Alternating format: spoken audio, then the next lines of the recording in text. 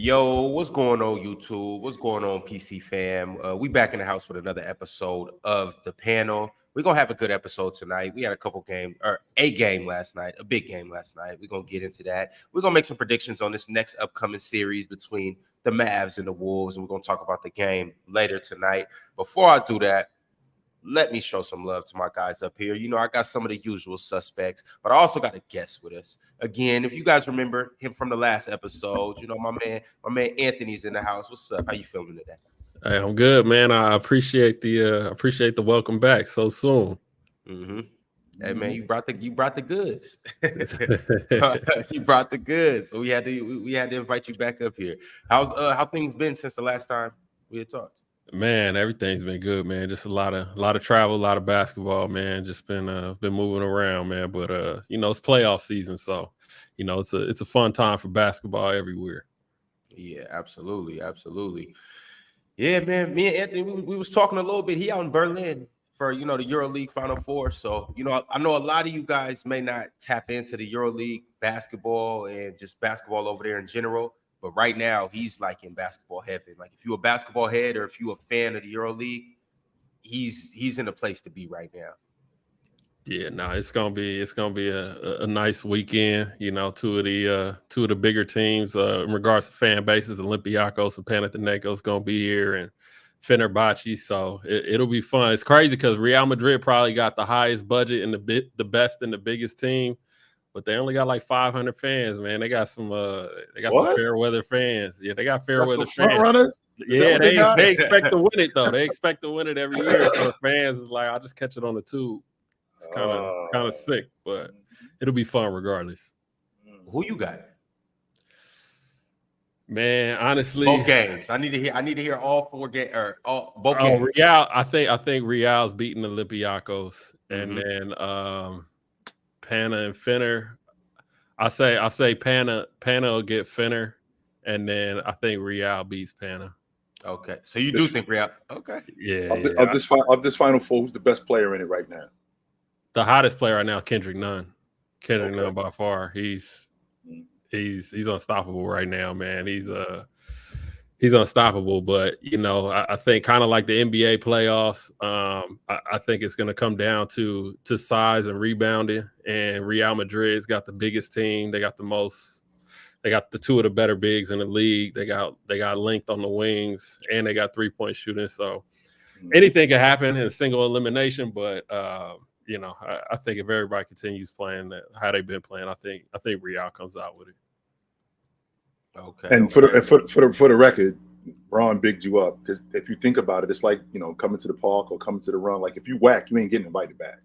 No. Okay, all right. The run is whack. Like, yo, remember the dude, Ron? Remember the dude Tone that you brought to the run? No, don't bring him back. He's just going. This game is whack. I appreciate y'all. Let me hop on the 5, man. You know what I mean? I appreciate y'all having me back on, man. I really do. Hey, that's why that first run's so important. You better go in, play some defense, knock down that 3 when they swing the ball to you, get a couple easy layups. Because if you miss them layups, they're like, man, why you invite this dude, man? Then we gonna start looking at Ron crazy, like, Ron, where you find this dude at? What you doing, man? Hey, look, here go a little test for y'all. Wherever y'all base, do y'all know where like the hottest run is? Like, do people run anymore? Where y'all at? No. Because I feel like back in the day, everybody knew where the run was, like in every city. But like now, it ain't like it used to be. But they still they still hooping in certain places. It's for sure not like it was, you know, like maybe 10 years ago. But now they still running a little bit. Okay. But they letting anybody play now though. So it's kind of like, you know, back in the day we could be like, nah, bro. We pick, you know, because like we can pick up, like, okay, if we lose, you got next, you can pick up. Now it's like, oh well, it's 6 people, he got to play. Like, nah, bro, you can't play. I hear you.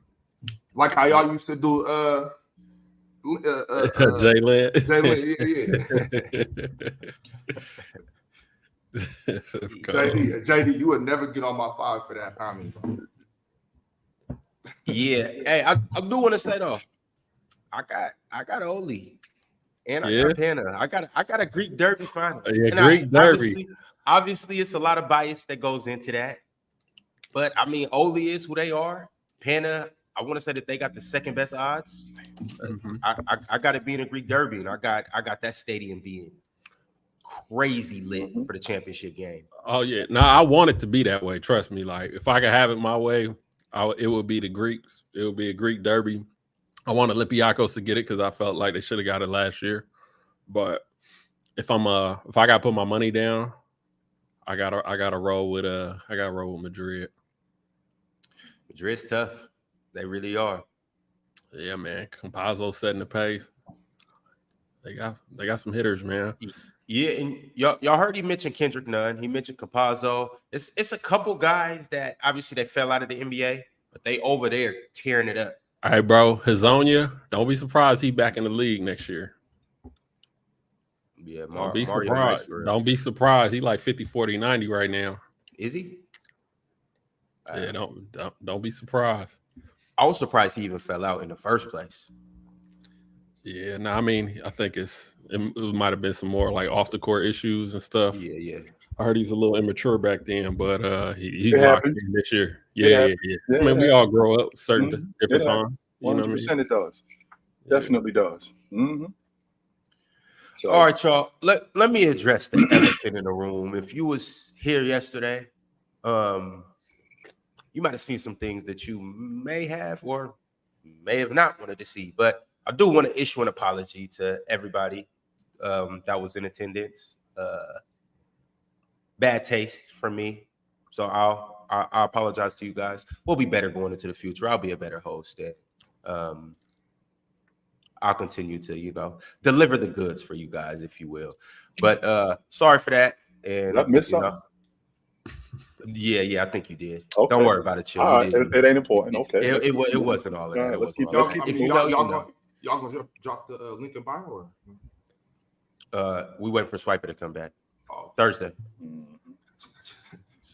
Mm-hmm. But anyhow, let's go ahead and get into it, y'all. We don't gotta wait too long. The Celtics and the Pacers last night. It was an overtime thriller. Celtics ended up pulling it out 133 to 128. JT balled out. Really, the usual suspects all balled out. JT, Jaylen Brown both had good games. On the other end, Haliburton balled out. Pascal showed up. Miles Turner showed up. It was a good game through and through. Chill. I'm gonna come to you first. I want you to talk to me about this. One of the things I saw, which is the most important thing, is Indiana's the opposite of Minnesota. I feel like Minnesota's defense is their offense. I feel like Indiana's offense is their defense. They put you on the defense with their offense so much that it causes so many problems, even when the games slow down, because you're so wrapped up in the game being fast that they get you discombobulated with switches. They get you discombobulated with action. I said yesterday that Indiana didn't really run a lot of action. I was wrong about that. Yesterday, I watched their action. They do run a lot of action. They recognize that Boston is a real switch-heavy team. And with them being a real switch-heavy team, they did everything that they could last night to get Al Horford, the Dominican Dirk, as Big Ox would put it. They did everything that they could to get him in action. And this is what I'm talking about when I say you can't hide guys, but you can protect them. In 2022, the Dallas Mavericks did everything that they could to get Steph Curry in action, to get him in switches. But Andrew Wiggins fighting over screens, Jordan Poole, all of those guys getting over screens and staying with their guys to keep Steph Curry away from them and protecting them. I don't feel like the Celtics did that last night with Al Horford. You should never switch 1s and 5s, 2s and 4s. I don't ever think you should do that. And Indiana they made a conscious effort to get Al Horford in switches, and they really made them go after him. Al Horford kind of compounded that with shooting the long ball when he was the most effective, when he was around the basket, backing down Miles Turner when he was getting around the rim. I don't know when he turned into a 3-and-D guy. I don't know when that happened, but okay, I do understand that. I thought Nesmith did a good job on Jason Tatum, picking him up full court and making him work for the buckets that he got. And he actually shut the door on him in the last 5 minutes of the game. If you remember, in the overtime, he got going because Nesmith was away from him. Other than that, he pretty much did everything that he could to make Jason Tatum work for the buckets that he did. I will tell you guys this, and I'm going to leave you to it. I feel like the backup lead guard in the league, I feel like that's getting settled this series. I feel like Payton Pritchard and TJ McConnell are going at it, and we're going to settle who the best backup lead guard is at the end of this series. Chill, is that your most favorite matchup in this series? I of all of them, Ron, I like that one the most. I really do, because I know those two. I know that they know what their roles are. Like Jason Tatum and like not Cat. I'm sorry, Anthony Edwards is he's gonna bring competition back. But those dudes, Payton Pritchard and TJ McConnell, they know how they got in the league, and they know how they're gonna stay in the league. And this is my spot. I'm the best backup lead guard in the game, and I got that by competing. And I'm going to keep that by going up against the best, quote-unquote, backup lead guard in the game. So, yeah, Ron, that's definitely my favorite matchup in the series. Hey, you know what's the dope part about that matchup to me? Is both of those guys play like they dirty work guys, but their skills are ridiculous. TJ McConnell, like, he might be surprising some of you guys. I've watched TJ McConnell do this for years. Payton Pritchard, when I was in college in Oregon, he was right down the street in high school. So I watched him develop into this. I knew his trainer. So I knew what he was going to become. Then we watched him do it 4 years at Oregon. Then he came in the league. Obviously, he was buried away at the end of the bench. But these are two very high-skilled guys that give you 120% effort every night. So it's good to see, like, dudes be scrappy, but yet be skilled at the same time. Sure. Yo, Who better, though? Who better? Better?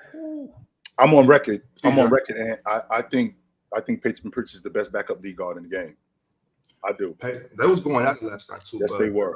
Payton's a big shots, but I got to go with TJ. I got it right. You seen why though, Ox, and you see why because again, when you're talking about the backup lead guard or the dirty work guy, like you don't get a lot of attention. So the attention that you do get, you want to hold on to your spot.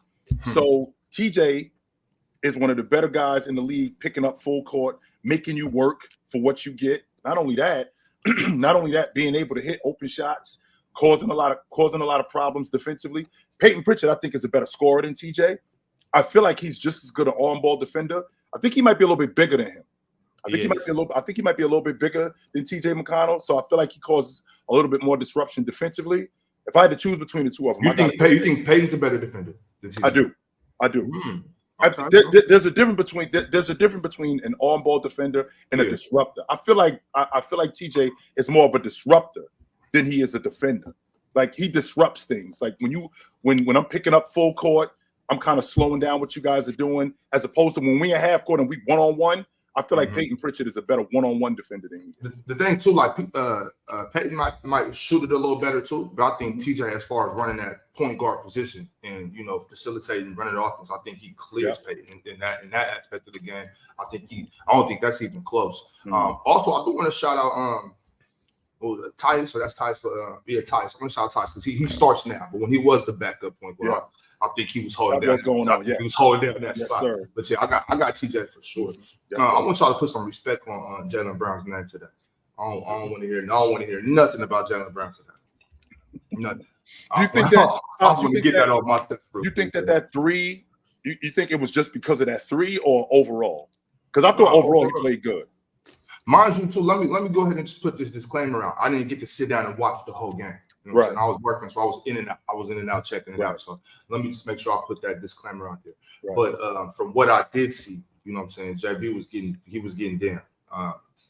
And that big shot, you can't play bad and then hit that big shot and be like, oh, he played great. You know what I'm saying? So from what I did see though, like obviously in transition, he was getting down playing solid on the defensive end, just playing his game, playing the regular game that JB plays. I liked everything I saw from the bit that I did see. I don't understand why. Real quick, and I don't understand why Boston is such a switch-heavy team. They got the athletes to get around screens. They got the athletes when they in drop coverage to recover. I don't understand why they're such a switch-heavy team. I think that's because everybody kind of got the ability to play that. Since they do got the athletes, I think it's easier to switch. Like, why do I need to fight through the screen, especially if it's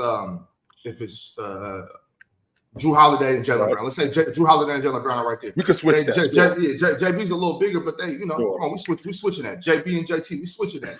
Derek White, like those four, they're switching everything. And I mean, even Al Horford, he can switch a little bit. Obviously, you don't want him on Tyrese, you know what I'm saying? But for certain, because Al's the type where I can't guard you for 10 seconds, but I got you for 5, 6. I can turn you once or twice, and I can contest the jump shot. I mean, he's not going to lock down the point guard, but I think if any team is switching everything, it should be the Celtics.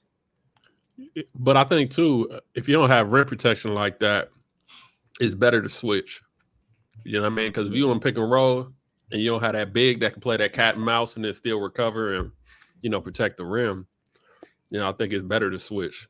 Would that explain why Minnesota is who they are? Because you got that rim protector behind you that you can take more chances in terms of getting around screens and possibly getting beats off a guy. Yeah, then you can fight over. You can fight over, force him downhill, and now you're playing them into, you sending them into the trees. Does make sense. You know what I'm saying? So, I think, but when you're a smaller team and you don't have that rim protection, it make more sense to kind of switch because now, they're gonna have to play one-on-one, and you could just rely on rotations if need be, or send a double team. You're gonna rotate out of that anyway. I'm just thinking about it from the aspect of not switching everything, and it feels like they now. I can appreciate your logic, Ox, about them. Okay, Jason Tatum and Jaylen Brown, 6'6", 6'9". Okay, we could switch. Derek White and Jrue Holiday, 6'4", 6'5". We could switch. All right, I can appreciate that. I'm not sure if we can switch everything. Like they get caught in switches with Luke Cornett getting in drop coverage, and he ends up switching. They get caught in switches where Nembhard is switched on.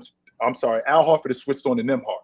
This is the stuff that I'm talking about when I talk about protecting your big man. Big Ox, you should never be switched on to my guy.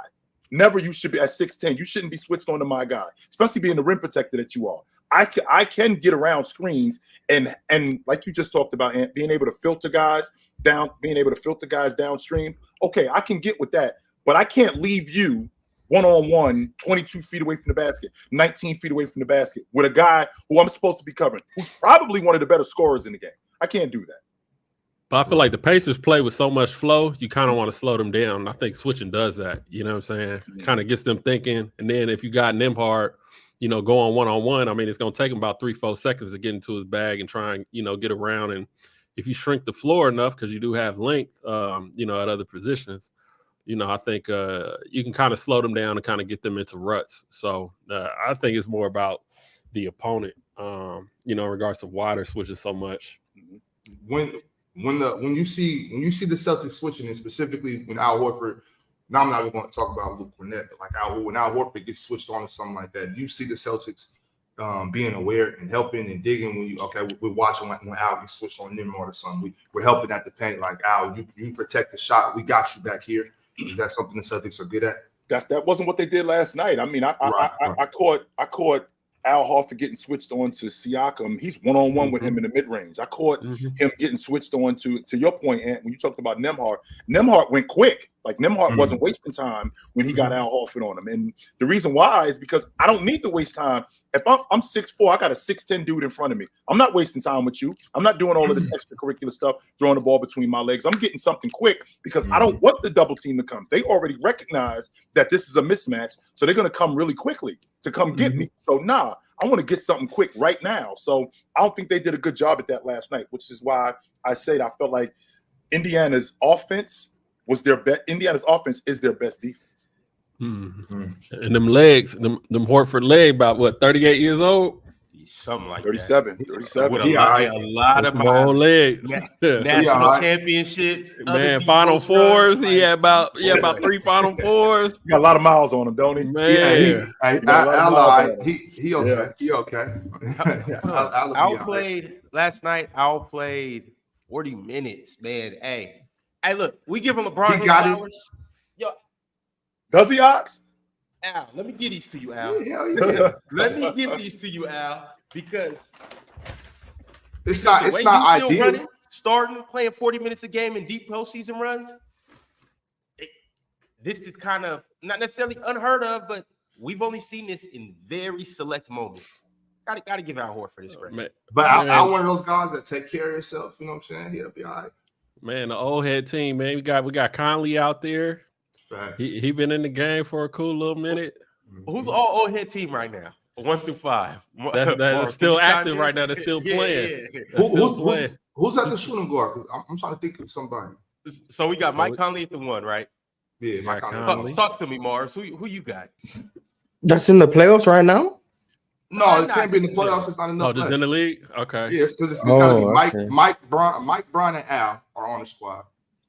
Okay. Who's left though? KD still in the game at 17.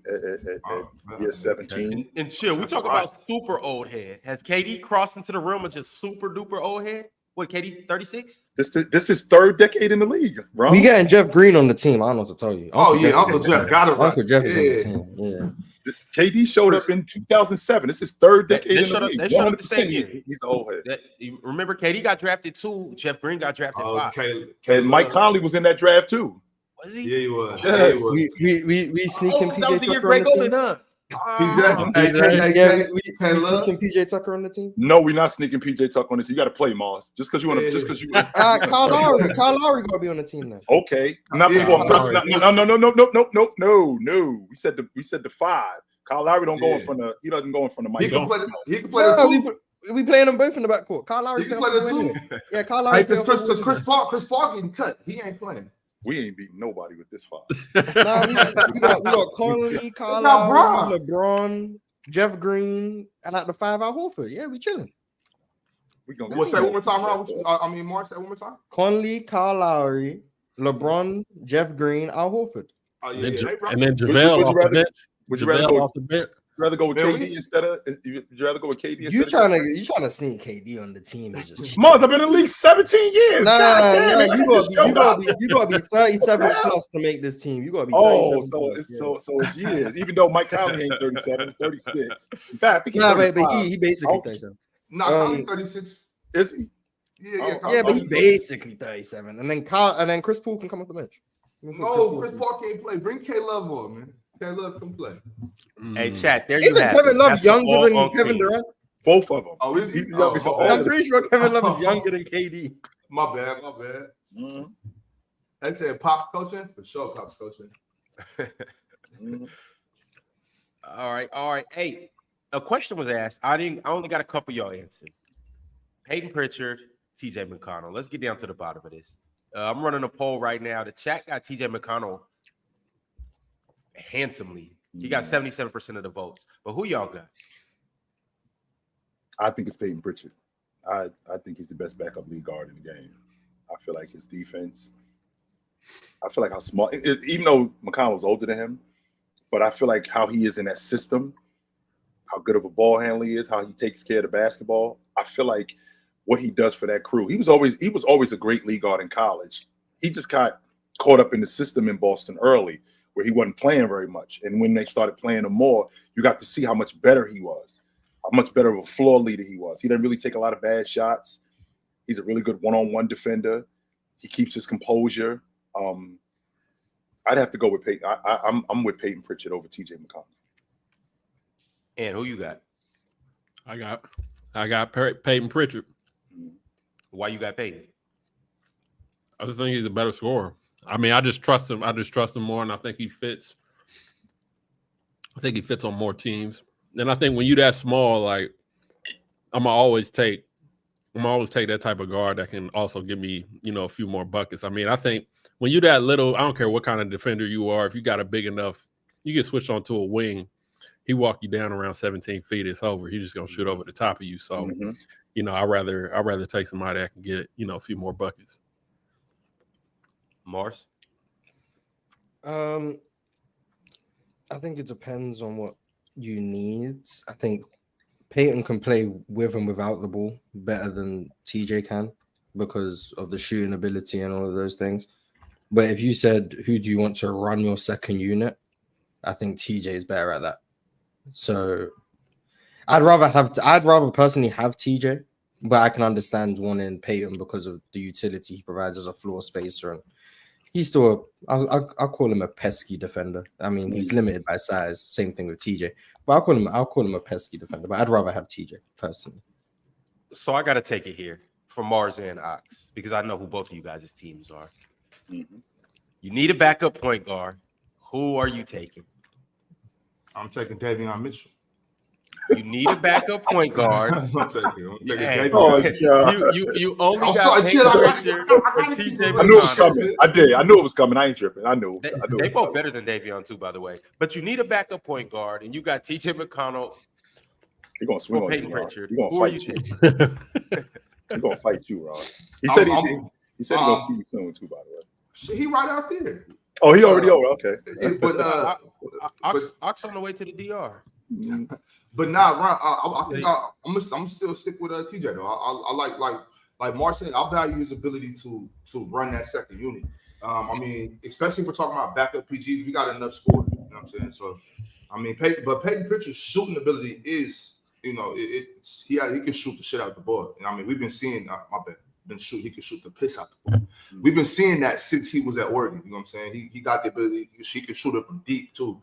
But yeah, I'm gonna stick with TJ on that. I want my backup point guard to be able to step into the starting position and still be able to run the offense too. And I'm not saying Payton can't do that. I just think TJ got it. TJ got more experience on him too.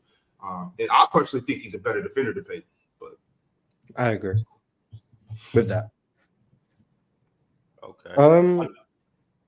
I think I'd probably rather have TJ, but I don't like if someone said who's the best backup point guard in the game. I don't think I'd pick either one of them, but I do think TJ is better than Payton Pritchard, and I'd rather have him on the Rockets. But that's just because I have who's the best backup PG? I mean, I think Vasily Micic is better than both of them in Charlotte. Hey man. What? Yes. Hey man. But he's on a 20 win team, so he's not going to get the respect. But I think he's better than both of them.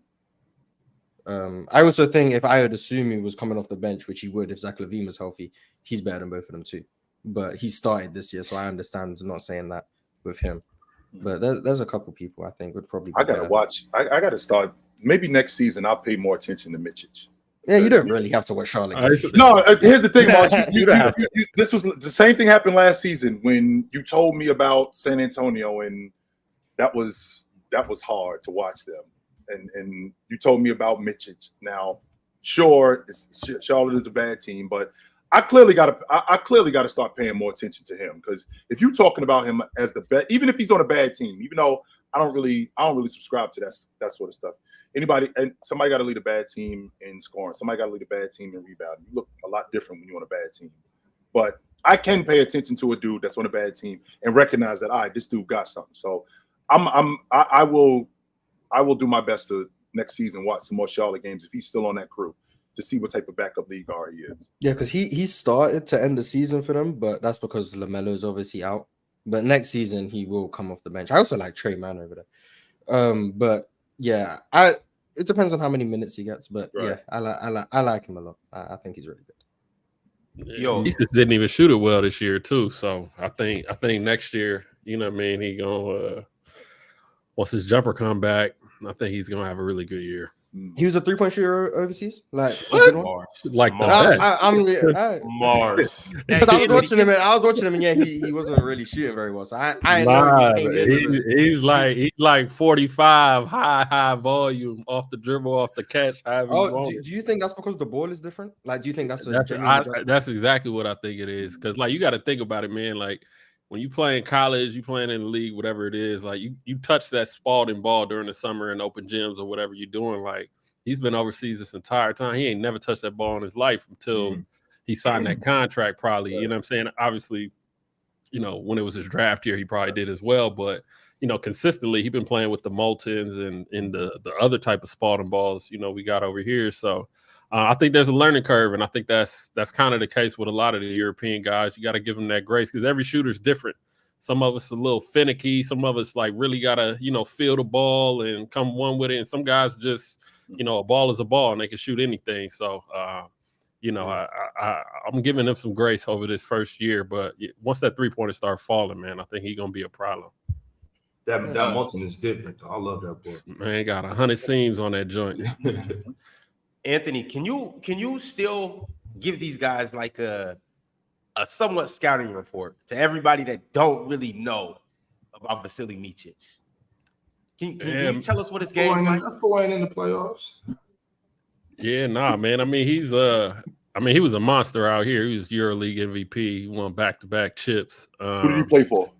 He played for Efes, Anadolu Efes. He played for some other teams too when he was younger, but like Efes is where he really peaked, and he kind of blew up out here. He played on the same team with Shane Larkin, and they were the coldest backcourt for the longest. I mean, he's always top in scoring, top in assists. He was one of those guys shooting over 40% from three. Yeah, man, he was just super efficient. He's quicker than you think when you watch him live. He can get downhill, and he's big, bro. He got big hands. Like 6'5", 6'6", point guard, sees the whole floor, shoots the hell out of it, man. He's tough, bro. All right, y'all. Let's bring it back. Mars, I didn't really get to hear what you had to say about the Celtics and the Pacers. Talk to me about that game. I'm gonna start from the end of the game. I don't know why they didn't foul. I don't get it. Because we think we can guard the long ball line, Mars, and Jaylen Brown's not gonna make that. Ain't that the second time we've seen that in these playoffs, Mars? It's the second time they've done it. It's the second time the Indiana Pacers done it. You're right, like that. I don't know Rick Carlisle's philosophy. I don't know what he's discussing with his coaching staff. They got killed by Chris Middleton trying to do the same thing and not foul. And now they got killed by Jaylen Brown and they lost the game in the conference finals because of it.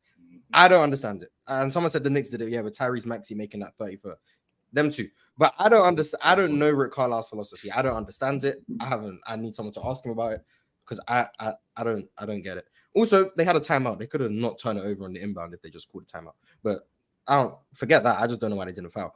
Then on that play, Pascal Siakam is trying to chase over the screen instead of just top locking him because you can afford to give up a 2. So I don't know why you would follow him around the screen and then try and get back to the 3-point line when you could have just top locked and gave up the cut. I don't understand that either, but I think that's just a. Or how about we switch, Mars? How about we just do that? How about we just switch? Or you can do that. There were so many options, and they went with the worst option. I don't understand that. I don't understand that. But I'm not gonna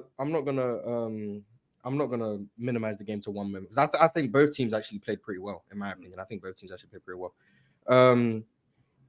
Before I talk about Boston, I want to say the Pacers, they came out, they started slow, and I think that's in part because of Boston's ball pressure.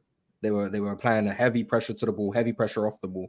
They went out, I think it was 9-0 or 12-0. I can't remember. 12-0. It was 12-0. 12-0. And then the Pacers came into a timeout, and you could see instantly the adjustment they made within the first 3 minutes of the game was if they're overplaying you off the ball or on the ball, we're going to cut. That was the clear adjustment they made. We are going to cut off this ball pressure because if you're pressuring me and then I can slip away, now we've got easy lanes and then we're collapsing and we're swinging and we're creating open shots. That was the clear adjustment I saw them make instantly. I want to give Rick Carlisle credit for that. I think that was a good adjustment. And then Chill, to your question about why did they switch? The reason they switched is because when they were playing drop, they were getting torched. Like that's what it was. They were just getting torched. Al Horford was getting torched. Cornette was getting torched. They couldn't play drop. And then also the other thing is the reason why drop doesn't work against a team like the Pacers is because normally for drop to work, the big has to contain the ball and then also limit the roll, right? That's your job. Right. But the Pacers play so fast, you get no opportunity to allow the person who's defending the screen to get back in front of the play. Because the moment they come off the screen, you're meant to contain and give your teammate time to get back in front of the ball. They do everything so quickly, you don't have time to get back in front of the ball, which ends up causing late switches. This is why you get Al Horford on Andrew Nembhard and stuff like that because of how quick they attack. And that's something I don't think Boston can counter, which is why I said before the series, I think they got to run Jason Tatum at the 5. I'm not no disrespect to Al Horford, but I think if you got Jason Tatum at the 5, he can guard a Miles Turner who was killing them in that pick and pop all game. He can do that, and then you can switch those actions. But when you got Al Horford out there, even though I think he actually did pretty well, Luke Cornette is unplayable in my opinion. He can't play in this series. No disrespect to him. This is just not a series for him. It's too fast, too much movement. Well, Tillman is up. Tillman is hurt. Cater, they just haven't gone to Cater in the playoffs. I don't know if they're going to bring him in the conference finals. Maybe Missoula goes for it, but he's also very big, and he's not a stiff like Cornette, but he is very big, and I don't know. Yeah, I wasn't talking about him. I was talking about Tillman. I don't know how mobile he's going to be. His father just died too, Ox. Oh, damn. Oh, I didn't know that. To your point, Miles, you just brought up something interesting about the pick and roll. what I did notice, this is why I was having a hard time with the switching, because usually, and this is probably because I just saw Jamal Murray and Joker and how much space they create. The pick and that's why, because with the pick and roll with Indiana, they don't create that much space. So I'm figuring maybe you guys can get maybe Al Horford can show enough where Jason Tatum, where Jrue Holiday can get back where he doesn't have to switch. But because it's so fast and because he gets downhill, that short roll with who am I thinking about? Siakam. That short roll with Siakam, that's there almost all night. And then when Al Horford actually gets back to him, now he's one-on-one with him and he's already in rhythm. But I'm thinking about, because they don't have that much space, you can play drop. Obviously you can. Yeah, I think what Denver does is they play slower in the pick and roll. So they need to create space. They need to space the floor. The Pacers play fast, so their advantage is any sort of you help over a bit too much, we're gonna make the decision quick. It's just like it's just a difference in philosophy. They do it with speed. The Nuggets do it with space and time and all of those things. So I think it's just a difference there. But one thing I do, and this is why I say I think both teams played well, and this is something Boston have been doing for a while. When especially when they run their side pick and roll, right? Usually with Derek White and Jason Tatum to probably get Jason Tatum to switch on the smaller guy. Most teams who run 5 out, they will put their big man at the top. That's just normally where they put him. They'll put a big at the top, especially if it's a stretch big. And then you can have the opposing big. He can help at the nail and all of those things. And the first team I saw do it was Atlanta. I don't know if there's maybe another team who did it first, but the first team I saw do it was Atlanta. This season? With Quinn Snyder, yeah. Okay. They put the big on the wing, the opposite side wing. So when you're running that empty side pick and roll, right?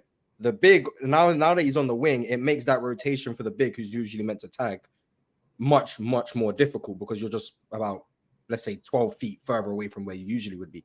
And just that added element of spacing now means your low man and that empty side pick and roll is probably going to be a wing, which is why Jason Tatum it's like when you clear that side and you get Jason Tatum on a switch, which is why he's posting up so much, the big can't come and help because now Al Horford's on the wing and it just makes it a much harder recovery, which is why he got 12 threes, by the way. That's a big part of the reason why he got 12 threes. And then even when Luke Cornett's out there, who's not a shooter, they still put him on the wing. And then when you kick out to him, he's now running dribble handoffs and the big is so far away. Now you're getting open threes for Derek White or Jaylen Brown or dribble handoffs. That like tiny thing that they do, like it's not a big deal. It's not, but what they do there just adds that extra like 6 to 8 feet of space for Jason Tatum or Jaylen Brown. And there's no counter for it unless you just guard Al Horford with a wing and then you put a big on Derek White. But they put Derek White at the top or they put Jaylen Brown at the top because when you swing it back to them, now they can make decisions. Now you don't have a big who's slower in making decisions. And it just puts your defense in rotation. And I think Quinn Snyder was the first I've seen do it, which is why I think he's one of the smartest offensive minds in the league. But Joe Mazzulla copied it, and it works. Like that's a big thing that is like why the Pacers struggle to guard him. There's no counter for that, and I'm gonna be honest, I don't think the Pacers can stop the Boston's offense. Now they shot a lot of threes, which they do. They missed quite a few, especially Al Horford. But generally speaking, there's nothing that I don't think the Pacers can take away anything from Boston's offense. They just have to outscore them, which I think they can do. But I think Joe Mazzulla has to go to Jason Tatum at the 5. I think that's not like the whole game. Obviously, he's not going to play the 5 the whole game. But I think you have to do that to take away the Cornet minutes. I don't think the Cornet minutes work in this series. But so instead of playing Cornet 12 minutes, just play JT at the 5 for those minutes. Now, what the difference with that, Mars, is if you play Jason Tatum at the 5, I understand from an offensive standpoint. The difference is something that you brought up not too long ago. So now, as a gang rebounding team, I still have to deal with Turner. I still have to deal with Siakam. I still have to deal with those guys on the glass. And I watched Jason Tatum give up some rebounds last night that he should have gotten. I did watch him give up some rebounds that he should have gotten. So if we're going to put Jason Tatum at the 5, that means that we got to gang rebound even more. That means Jrue Holiday. That means Derek White. That means because Al Horford is off the floor. That means Jaylen Brown. That means all of these guys. You guys got to really stick your nose in there because our biggest guy, Jason Tatum at 6'9", has to now deal with Turner on the block. He's got to deal with Turner on the glass, right? Jaylen Brown now has to deal with Siakam on the glass. Now, I've noticed Indiana isn't a great rebounding team, only except in the playoffs they've actually become a lot better. They become a lot better of a rebounding team. But I have to give Boston credit in the aspect that they did cause Indiana to turn the basketball over a lot. Indiana is one of the better teams in taking care of the basketball. They didn't do that last night, and that was because I feel like Boston sped them up even more. It made them play faster than what they normally play. I don't know if that makes sense to you guys, but you could play fast, but Ant knows that I like to get out in transition and play fast, but he could speed me up and make me play even faster, which causes me to make mistakes that I wouldn't normally make because I'm playing faster than what I normally do. Playing fast is good when you want to play fast. When someone else speeds you up, it's a different And I felt you're still playing fast, but it's different. Yeah, I felt like that's what Boston did last night with Indiana. Like Indiana wants to play fast, but I felt like Boston pushed them to play faster than they actually wanted to play. I want to get in my sets. I want to get into transition, but I want to get into it when I want to get into it. I don't want to get into it when you make me get into it. Like I felt like the secondary break last night, I felt like they did a good job in converting with that, especially with Siakam trailing in the secondary break on that stop and pop right there on the wing. I thought that was really good with them, but they got to do a better job in protecting Al Horford. They did, of all the things that you guys said to me, they have to do a better job in protecting Al Horford, because if they don't, then this is going to be a longer series than what I thought. KP solved so many of their problems. Well, they he might solve all of them, Mars, on their front line. He might solve all of them. KP's supposed to be back. They said they're targeting Game 4 for KP to come back. They said that's next Monday, and that would be exactly, if I'm not mistaken, exactly a month since his injury. If they can be up 3-0, they don't need to bring him back. They don't. They don't. Mars. they won a game that, like, even Boston fans, I think they should have. That was your game, Ron. They shouldn't have won that game. Boston should not have won that game. They had to win that game. They got that game. That's the game that the Indiana should have won. Now, if they can hold home court, win game 2, they're up 2-0. If they can win I know Indiana haven't lost at home, by the way, in the playoffs. Shout out to them. But if they can win game 3, they don't need to bring back KP for game 4. They can just take as much time as you need. That's really what they should do. If they can avoid losing these close games, which shout out to them for managing to do it, even though the pace is sold, they don't need to bring back KP if they're up 3-0. Like, no need at all. KP needs to just rest up and get ready for Cat. That's what he needs to do. Rest up and get ready for Cat. Big cat. That's what KP needs. Big cat now? Big cat. By the way, I know you're a fan of the Dominican Dirk. I tell you right now, Cat is frying him. Cat is going to first. Let me say this, chill. I've never once called Al Horford the Dominican Dirk. I respect Al Horford too much to cook, and that's what big love to Dirk Nowitzki, because obviously I love Dirk. But Al Horford stands on his own nickname, whatever you want to call him. I don't call him that, but Al Horford can hold his own against anybody. Ain't Cat Dominican too? Yeah. Oh yeah, he is. That's right. What's that? The Dominican Dirk versus Dominican Reed. But you're like, if KP's back, then Al Horford stays with Rudy, though, right? And KP is guarding Cat, right? I think Jason Tatum will guard Cat and KP will guard Rudy. I don't like that matchup either. I don't like that. Okay, yeah, not okay, but just within the game, though. I think Either way, Al Horford not ducking Cat. No, I'm not saying that he is. I just don't like that matchup. I don't. No. I think they'll go. I think they'll go after him. I don't like that matchup at all. No, I don't. Yo, and I want to ask you though, what do you do? Like, you're the coach of the Celtics, and I'm gonna ask you a few different scenarios, whether you play KP or not. You guys are up. So KP's set to come back game 4. You guys are up 3-0. Do you bring him back? Nah.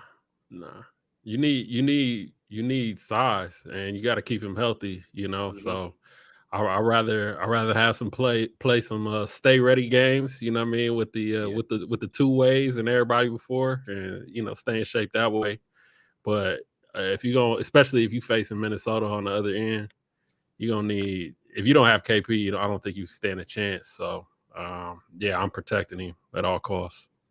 All right, Ron, I don't think they need him for this. Whether it's 2-0, whether it's 2-1, Ron, I don't think they need KP for this series, to be honest with you. Mm-mm. Okay, so check this out.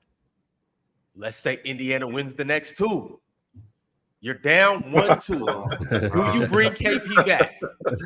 Things are a little different now. You got a little pressure. Hey, adversity has slapped you in the face. Do you bring Kristaps Porzingis back, or do you Ron, still rest him? if the Pacers go up 3-1, I'm not bringing KP back in Game 5. Okay? Yo, what? I'm just saying, man. Like, No. the Celtics are winning this series, bro. I don't understand how you guys they can go down 3-1 and come back. They still coming back. How do you comfortably come up here and say this after they took them boys to the wire last night? That's Game 1. Game ones be like that, right? Oh my God! Game ones be like that. You know that. Game twos be like that too. All right, man. Game 2, Boston hasn't won a Game 2 yet. Boston hasn't won a Game 2 yet. And the game twos that they've lost, Mars, it's been pretty dramatic, but the other team is done. So it's not like, and to your point, last night, Ron, your boys, I mean, you turned the ball over more than you have all season last night. That's not something that's common. But I feel like your boys last night, that was your game to get. That was your game to get. And on top of that, the fact that Boston, that was the first time they played last night in a week. They hadn't played since last Wednesday. You guys just came off of the Eastern Conference semis on Sunday. So to get right back to it, you guys were definitely in that rhythm. Now, they've woken up. So now they get back in that rhythm where they're playing every other day. So I feel like that game last night, that was the game for you guys to get. Also, real quick. This is back to KP.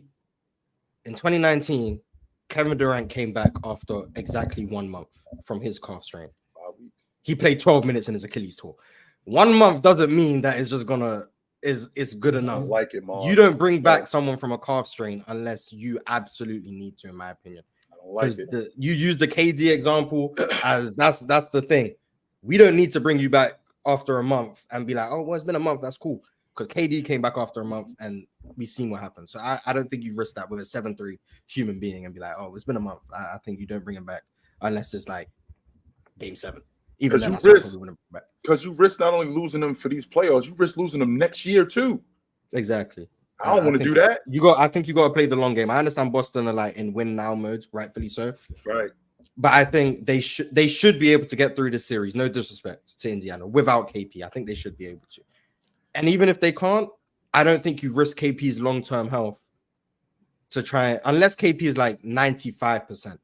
I don't think you bring him back. Personally, I wouldn't. But I'm always erring on the side of caution when it comes to protecting players from injuries. I'm just always doing it. So and he ain't the most durable human being either. By the way, I think we need. He has we quite need to an be. extensive. Yeah, we gotta be a little careful with this one, man. You know what I mean? Yeah. All right. Diving more so deep into this game, though. We talked about Payton Pritchard and TJ McConnell. Was it any other matchups that intrigued you guys? Jrue Holiday and Tyrese Haliburton. What about Hold on, Moss. Ron, how did you feel about Jrue Holiday and Tyrese Haliburton? Can we discuss that for a second? How did you feel about that matchup? I mean, Jrue Holiday is Jrue Holiday. Right. And he's a hell of a defender. Mm-hmm. And I expect, and that's like when Chill, you can respect this. When two technician boxers go up against each other, you trying to see who's gonna take advantage of what. So this boxer, okay. So this boxer's getting his jab off. All right, how you gonna get around his jab? Now I'm going to the body. So now you've seen how you guys are gonna counter each other, right? Right. I expect Jrue Holiday to get the better of Tyrese Haliburton on some possessions. I also expect Tyrese Haliburton to cook Jrue on other possessions. I expect him to be able to come off that screen and bang that three. I expect him to want to, as an offensive player, I'm actively trying to hunt a switch so I can get Jrue off of me. Mm-hmm. And so I liked how they played, chess with each other. Right. With that being said, Jrue got the better of Hallie some possessions. Hallie cooked Jrue some possessions. But like I was saying yesterday, I'm comfortable. I'm comfortable with Jrue Holiday guarding Haliburton. Right. He showed me he can handle Jrue Holiday. I'm good with that for the rest of the series. In overtime, he came up big. He forced a couple turnovers. That's that. Haliburton still played a good game overall. It was times where he started out slow. It was times in the second half where he kind of wasn't there. Overall, he had a good game. Overtime, shaky, but I'm comfortable for the rest of the series. I don't love Jrue Holiday playing 48 minutes. I don't love that, but I know it's the playoffs, and We don't really have a lot of options. I don't love, Payton Pritchard having to deal with him. But I mean, this goes back to what Anthony Edwards said when he talked about Kyrie Irving being his matchup. Jrue Holiday, that's your matchup. I did think that the pickup point last night was good, Ron. The pickup point last night was good, Ron, with the strength that we know how fast them dudes want to play. And I do think that he slowed them down a bit when Jrue Holiday was picking up 75 feet. He did do that. Now, you're not going to be able to completely stop a guy. I won't argue that. You're not going to be able to completely stop a guy. But I think he did fight around some screens. They didn't switch everything with Haliburton, right? I think he did fight around some screens. I did think that he stayed in front of Haliburton for the most part and made Haliburton make some tough shots, which is all you can ask for from Jrue Holiday. Now, what I also think he did, which was good, was I think he got the ball out of Haliburton's hands a lot. Like Haliburton is he's a very ball dominant guard. He wants to get off the ball and he wants to get guys involved. He passes the ball only when something good's going to happen. And I feel like Jrue got the ball out of his hands and made those other guys do other things. I thought that was good too. Any other matchups that you guys like? Obi Toppin. Shout out Obi, man. I don't really know what to do with this dude, man. Shout I really out don't. Obi, man. Obi looking like what I thought he was out of college, man. I don't know what to do with this so dude. high on him. Like in New York, I'm thinking this dude gonna be out the league in 2 years because I don't think he's smart enough. Then he in Indiana, I'm like, yo, he gonna play 12 years. I still don't think he's 12 years. I don't think he's the sharpest tool in this. I don't think he is neither, Mars. But when you play that fast, you don't really need to you play off instinct. You don't really. That actually might be better for him. I think. Exactly. Turn your brain on. Yeah, fact, I genuinely think he gets to play without I'm not saying he's stupid, I'm not saying that, Right. But I genuinely think he gets to play without thinking, and I think it's best for him. I remember, and I was wrong. I'm pointing out that when Obi Toppin was coming out of Dayton, I said, and once again, I was wrong. I thought he was Zion with a jump shot. I swear to God, I did. I was like, this athlete, the transition play, and he can shoot the three. I was like, oh my God, he's gonna be unstoppable. Could it have been? He is very good. I was about to say, Miles, if he was in Indiana right from the beginning, could we have seen something different from him right from the beginning, as opposed to in New York when he's on the floor and he gets off the ball and he's going to set screens that don't even need to be set. He's not rebounding. He looks like he didn't really know what he was doing when he was out there. Tibbs didn't. It seemed like Tibbs didn't know what to do with him, and it kind of made him look like his game was whack.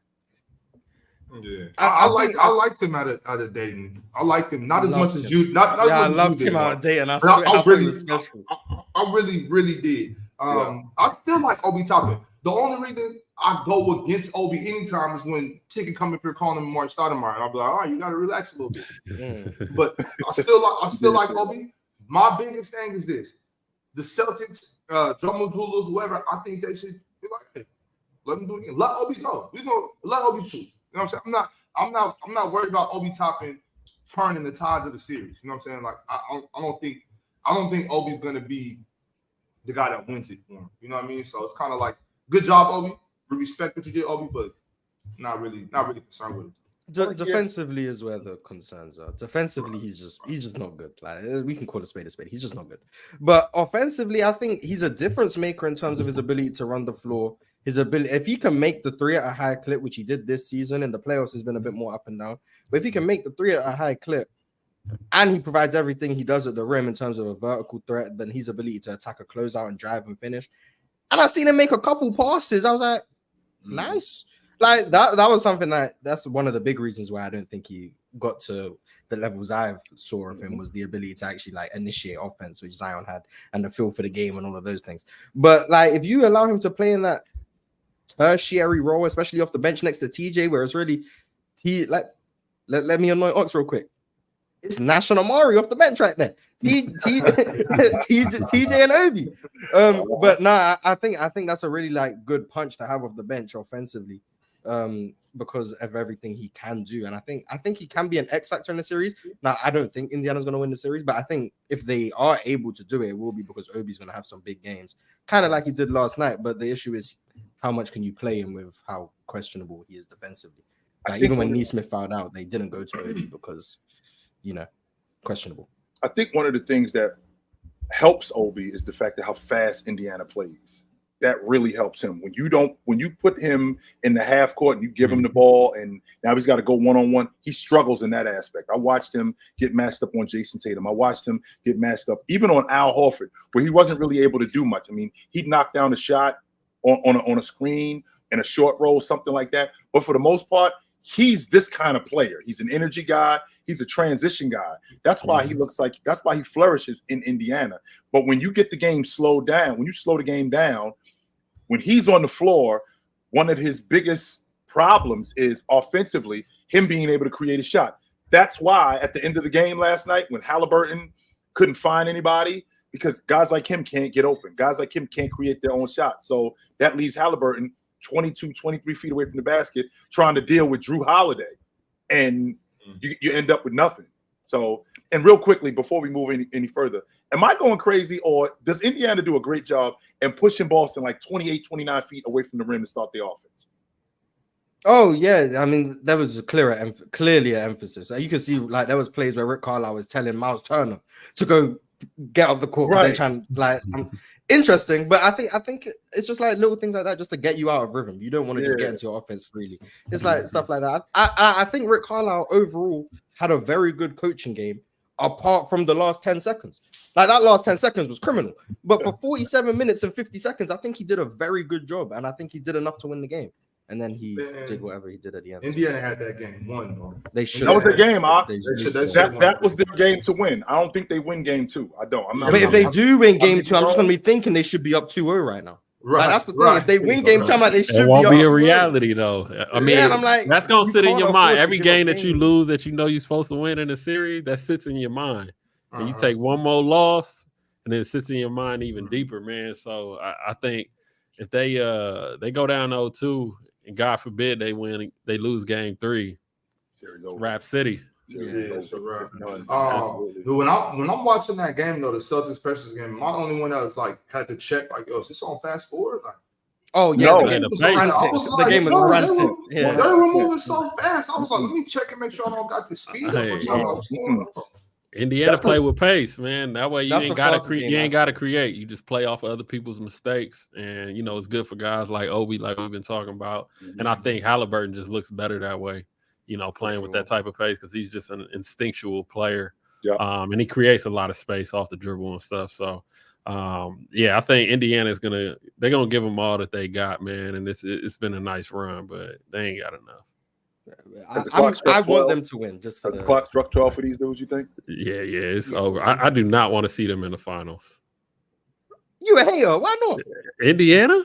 Yeah, why not? No, why don't not? do that. No. LeBron, I like Haliburton too. I mean, I like some of their guys. No, you telling me that's not gonna be the best offense versus the best defense? You don't do this to me, Mars. Don't make me have to talk about the Indiana Pacers maybe winning the world championship. Don't do that to me, Mars. I mean, they're here. They at the Final Four. That's the part. Right. That part I gotta respect, bro. I do. I gotta respect that part, but I really might have to talk about the Indiana Pacers winning the NBA championship. Is that really what we're doing? I'd want to see it. Like if you told me I could pick whoever I really want to win, I'd pick the Pacers. I want the pick. Like if I could pick any of these, like, you want to do that, Mark, really for the nasty ass narrative that's going to be going around. That's why you want to do it, Mark. Okay, first of all, I don't partake in those narratives anymore. Thank you very much.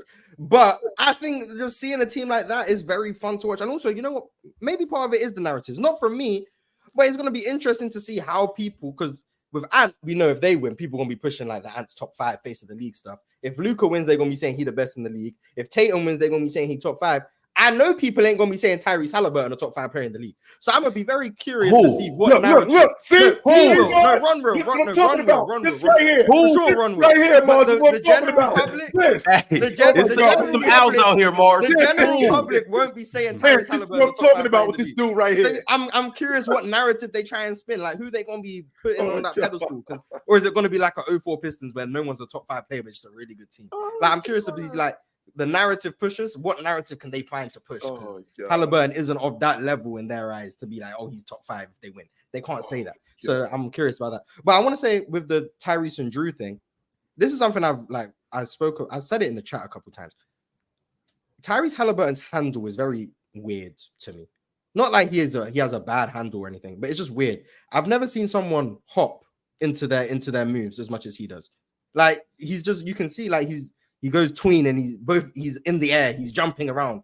And like, I don't think that's very functionally useful. Ain't that how Jamal Crawford used to set guys up?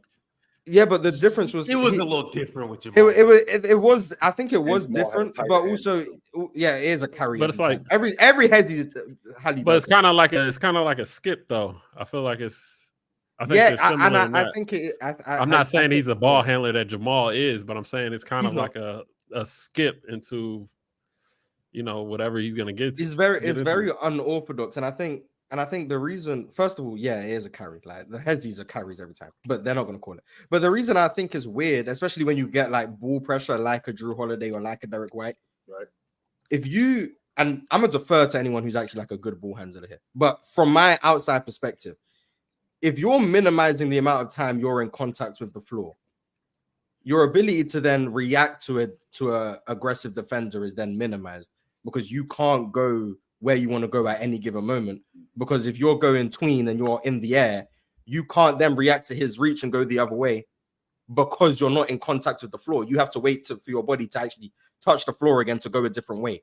And I think that's why he's struggling. He struggled with the Jrue Holiday ball pressure is because he's hopping all over the place. And because he's not in contact with the floor, he's not as reactionary as like a Kyrie is. Like you watch Kyrie handle, he's always in contact with the floor, so he can always go one way or the other, react to what the defense is doing. Whereas Halley is like, he can't react as quickly. And I think that's why he struggles sometimes, in my opinion, to create a shot or get as much separation as he wants to, because he's limiting the amount of time he's in contact with the floor. I don't know. I think that's a functional issue. I don't think it's going to change. I think it's just going to be a flaw in his game for a while. And I still think he's a great player. But, but I think that's just a flaw within his game. Oh, Jesus. Yeah. Well, two things, Mars. It's like a running back who, you keep slipping with your cleats. Like you can't really get any traction when you're trying to run, when they give you the football and you're trying to run. I keep slipping. I don't really have that much contact with the turf or with the ground. I can't really make cuts like I want to because I keep falling over. I keep slipping. Same logic with a ball handler. Number one, my action, wherever I'm going, I'm a lot more effective when the handle is tight. When the handle is way out here, that's more energy that I have to get to where I'm trying to go. When it's tight, when it's in here, that's less space that I'm giving. That's less space that I'm giving my defender, and that's more space that I'm giving myself to get to where I'm trying to go. Haliburton, because he's lanky like he is, it looks weird because he's like 6'5" and he's like hopping the way he's hopping, and the handle doesn't really look, even though he doesn't turn the ball over a lot, the handle doesn't look that tight. It looks like it's something that you could get to and you can disrupt them. And for a guy like Jrue Holiday, you don't want to have you do not want to have a tight handle around him, because making mistakes around him, he's going to screw you all the way up. Shout out to him. We gonna talk about all defensive teams, bro? Yes, we are. Yeah. Yes, Let me get to these super chats. We're gonna get into that. We obviously got to talk about tonight's game as well. But first, I want to shout out to everybody that's watching. Tell you guys and encourage you guys to hit that like button. Shout out to all of our new members as well. And also, we're going to be on playback tonight. My man JD, he's going to be on playback. Watching the Mavericks and the Wolves game 1. This is obviously going to be a slugfest, and this is going to be the start to it. So I'm excited to see how, this series starts off and what happens. But sometimes you mention them and they just pop up like oh my God. And they just pop up like the boogeyman. Can we discuss bozos? I don't want to discuss a whole bunch of people. I just want to discuss bozos for a second. Can we discuss bozos, JD? Hold on. Is my mic good? You hot, brother. Yes, you are. Man. Oh man. I just want to discuss bozos, JD. Can we discuss bozos for a second? Let me take some time to discuss our Lord and Savior, Luka Doncic, and his disciple, Kyrie Irving. How the disciple going to be better than the Messiah? Please.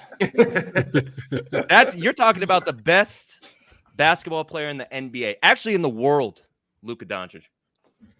Here we go. Bob, welcome, JD. You had to hydrate before you said that? I had to, because I was in the middle of doing stuff. I didn't know I was going to get pulled up right here. So let me get focused. Bob, you are disrespectful, brother. Why do you hate Luka Doncic so much? Bro, I don't hate Luka Doncic. Yeah, you do. I think Luka Doncic is a hell of a basketball player. He's very good. He's very skilled. I just don't like the way he plays. I think it's a terrible way to play basketball. I don't like it. Can we at least agree that he's trying to play defense this year? No, we're Oh not. my No, God. JD, no, we're not doing that. No, I'm watching Luka. No. JD, I'm Come literally on, watching Luka look at people dribble around him. He just does this, and then doesn't recover. It's like, Okay, dude, you're not even his trying. his on-ball It's defense, disrespectful, JD. It's disrespectful. his on-ball defense still a little shaky. You do see him sit down at times, though. He is sliding, but his help defense much better. He's getting to spots and helping a lot better than he has in the past. He is playing way better defense this year than he has. You know what he JD, sound like? Luka plays defense. Luka plays defense like I hit on scratchers. You know Ox, you know what he sound like? Ox, he sound like that dude It's that like say, once I a paid. month, you know? That's what he sound like. Ox, he sound like that dude that I pay the light bill sometimes. I don't pay the light bill every month, but I'll pay it sometimes. I'm saying, like, you know, the dude that's I'm taking care of this my house, I'm out. But you pay the light bill once last year, bro. You're not really doing Hey, it. you paid the light bill like twice. We got the lights cut off like 3 Come on, times, and we had to pay Come extra on, fees because of you. I'm JD, saying, Luka's a great basketball player. I can't deny that. I would be ignorant to try to say that Luka's not good at basketball, and I've never once done that. I'm just saying the style of play is it's not what I like, and that's fine. I'm not the, you know what I'm saying, who am I? I'm not the law when it comes to basketball. I just don't like it. JD, can you explain Luka's recovery effort? So like Luka's, There is no recovery effort. Luka, like you just said, JD, he sits in the chair. He sits in the chair, and then a guy gets by him. What kind of recovery effort are you getting from Luka? Okay, Uh-oh. let's move on. Oh, you ain't talking about that. Nah, Come on.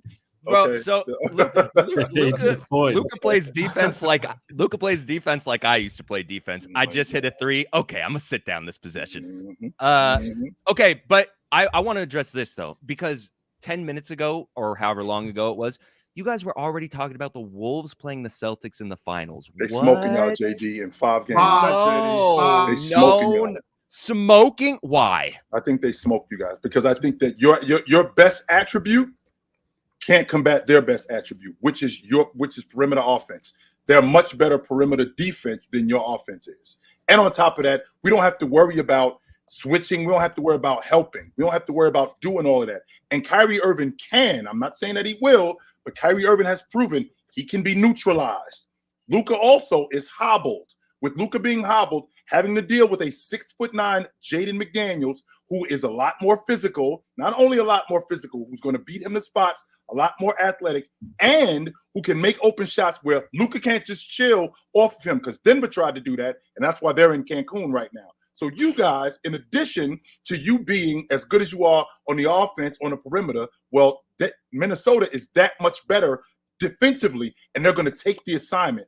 On the front line, there is not even a question what's going on the front line as opposed to on the wing. So I feel like you guys can't contend with them, and they're not going to be, in your words, the bozos that Oklahoma City was and leave PJ Washington butt naked in the corner regularly. They're not doing that. They're going to have to. They're going to. Yes, they're going to have to, because when Kai and Luka go and attack the basket, you cannot leave one guy to guard that, because they're just going to finish. Nobody can guard Luka Doncic. We see what happens every time. He's going to walk somebody down, fade away, or pump to the basket. You need somebody to come over and help. So there's always going to be somebody in the corner. And if it's PJ Washington, it's a bucket 80% of the time. If it's DJ, a little shaky, but he's been hitting. He's been hitting. Bro, PJ wide open. PJ wide open in the corner. I want to say 100, honestly, or 99, because PJ in the corner is dangerous. Impossible. But Minnesota has proven that one-on-one coverages, they will do that, but they'll help enough. Now, don't get me wrong, JD. I feel like Luka is responsible for a lot of your offense, and he can take plays off offensively because he got Kyrie Irving. All right, I can get with that. However, you haven't seen anything like this defensively, where you got a guy who not only is going to sit in the chair, when you kick the chair out and he falls, he's going to get back up and get back in that chair. You, on the other hand, are not going to do that. Derrick Jones Jr. is going to have to take the assignment of Anthony Edwards, which I can appreciate that. He got his hands full. Definitely got his hands full with that. Kyrie Irving is going to have to take the assignment, whoever he's going to have to deal with, whether it's Mike Conley, who's going to knock down open shots, their defense, just like Indiana's offense is their best their offense is their best defense. Minnesota's defense is their best offense. They're going to do everything that they can to take you out of your action, not just take you out of your action. Do what both Dallas and Phoenix did, which is jump guys on the glass. So when you're talking about rebounding, I feel like that's going to be a huge difference in the series. And you haven't seen anybody like this defensively. I think they served y'all, JD, in 5 games. Rebounding is the only rebound. Just like Denver. Just like I told y'all, Denver wasn't hard enough. Dallas for sure not hard enough. Rebounding's the only thing that I'm worried about. Rebounding in interior defense. That's the only thing I've been worried about since the beginning of the season. But then, JD, how are you not concerned about perimeter defense, JD? How I'm not, because our rotations have been so good. You have not been watching enough of their defensive rotations, especially on the perimeter, have actually been very good. More so than they haven't. I say it every single time on playback when we're watching it, and make sure you pull up tonight because we are absolutely watching it. Their rotations are really good 75% of the game, which is good enough for me. It's their interior. Once somebody penetrates, I'm like, okay, that's a bucket, because they just suck at defending the drive. For whatever reason, Daniel Gafford is like 50-50 on if he's going to block it or not even get there because he's too slow. He's like a step slow. Him and Lively are a step slow. But the only thing that I'm concerned about that they're going to kill us on is the glass, especially the offensive glass. I think they're going to like double our offensive rebound. That could be the difference in the series, JD. That could be the difference in the series right there. It'll be a difference in a game. They'll figure it out for, the next game or whatever. But this isn't just a walk in the park. The fact that you guys think that this is a walk in the park is mind-blowing to me. You have Luka Doncic. You have Luka Doncic on one side of the floor. Nobody can stop, and you guys are like, this is done in 5. JD, I'm sorry, sir. Really quickly, JD, before we go any further, can you tell us the last time y'all were in the Western Conference Finals? Went to the Western Conference Finals or won? Last time you was in the Western Conference Finals. What, 3 years ago or whatever? It was 2 years ago. I believe it was in 22. Can you tell everybody what the Warriors did to you guys in the Western Conference Championship? Bro, I can't tell you what I had for lunch yesterday. I'll tell you. They walked by you guys in 5 games. Goodbye. No? See you later. This team is so much better. This is a much different team, Chip. Keep going. But I don't mean to disrespect. Like, it's not going to be a walk in the park, Teddy. It's not going to be. It'll probably be 5 tough games. You know what I'm saying? So it's not going to be a walk in the park. But you say like the interior defense. So when you got Cat he can shoot, but getting downhill. PJ Washington's not going to be able to stop Cat from going downhill. Who's going like nobody? Derrick Jones Jr. is not going to be able to stop Ant from going downhill. How are y'all going to remedy these situations? Bob, PJ Washington's not going to stop Cat from going downhill. He won't stop him maybe in the post, but going downhill, please. When you're that big and you're that heavy, JD, you get on somebody's hip. I get low. I get my shoulder right here in front of your ribs, and I'm that big, that strong. No, you're not supposed to be able to stop me from going down here. It's just not going to happen. I'm heavy. I'm putting my weight on you. There's nothing you can do. PJ Washington's not big enough. He can't stop Cat. He can't stop Cat. Once he gets any part of his body, I'm talking about once he gets when my knee gets on this side of your knee, my shoulder gets on this side of your hip, your ribs.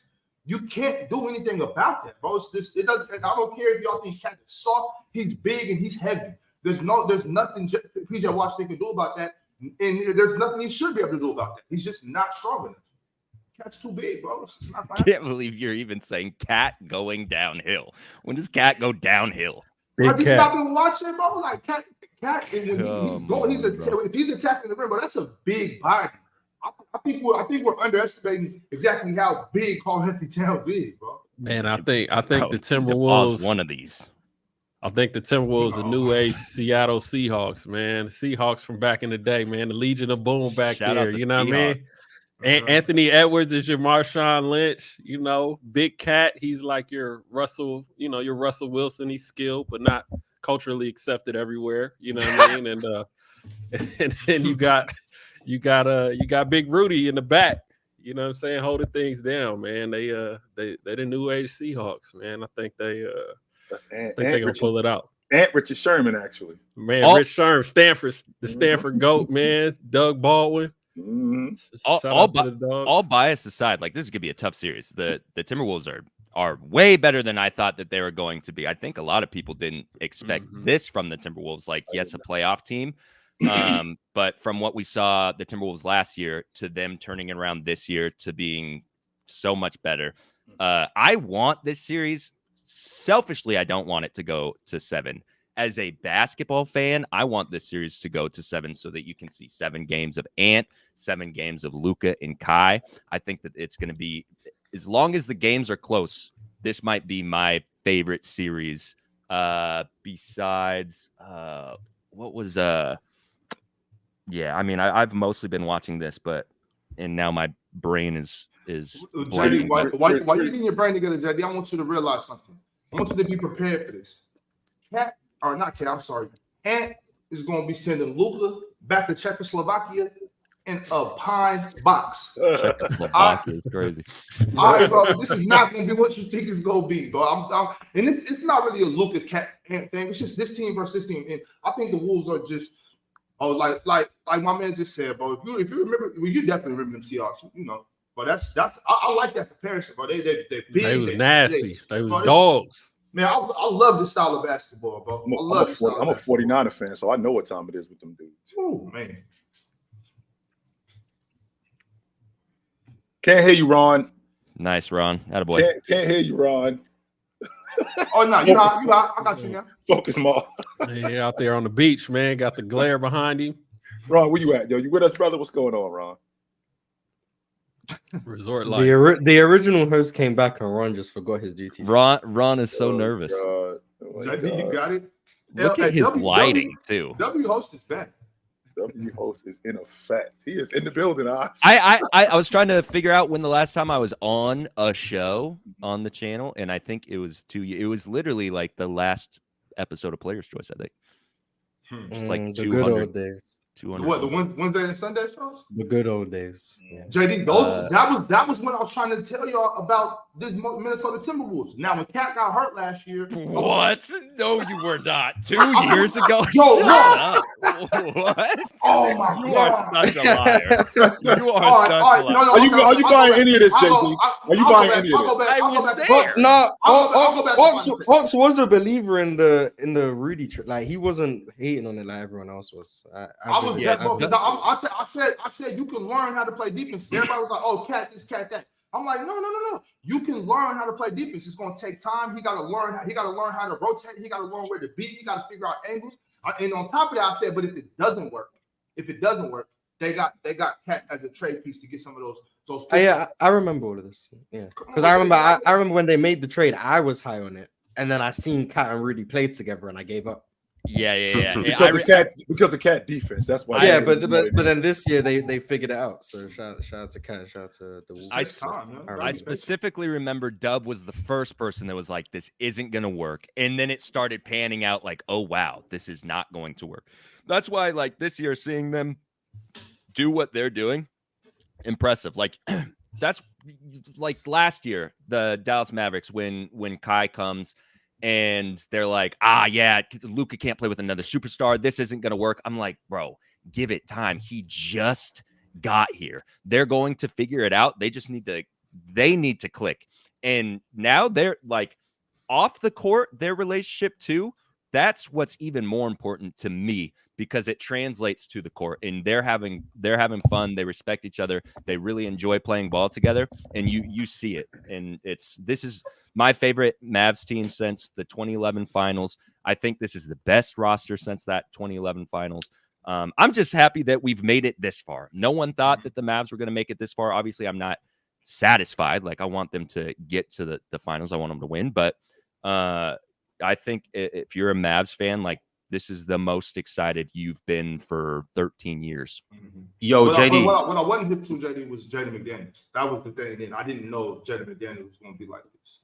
I don't think anyone did. And Jaden McDaniels is from Seattle, right? Yeah. No. Federal Way High School, baby. Let's go. Hey, but JD though, I gotta ask you, all biasness aside, how do you guys lose this series? And what are the ways in which you guys can get your ass kicked by the Wolves? Yeah, we lose the series on the glass. We lose the series by allowing interior penetration. Any time the ball it touches the paint, that's like it's almost a guaranteed bucket for the other team. If Gafford and Lively can protect the paint, and I haven't been paying too much attention to, is Kleba back? I don't think so. Okay, so I mean, it doesn't really matter because he's kind of been a slouch this year, but it does matter for us defensively. He is a little bit more of a help. I think that's where we lose the game. We obviously lose on driving kicks too if they're hitting, and they are scary from the three. They have way too many weapons from behind the arc. So it does make me nervous that they are just so much more physical, I think, than we are.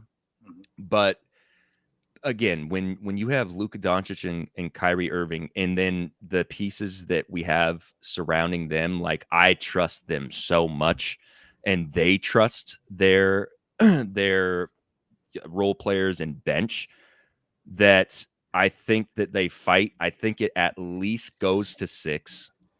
Who wins? We'll let the basketball gods decide. So you're not even that confident then? It's not that I'm not confident. Bro, like for realistically, obviously bias, I'm like Mavs in 4. Come on. But but looking at it from the perspective of actually analyzing the game and the rosters, you see the Mavs can at least take 2.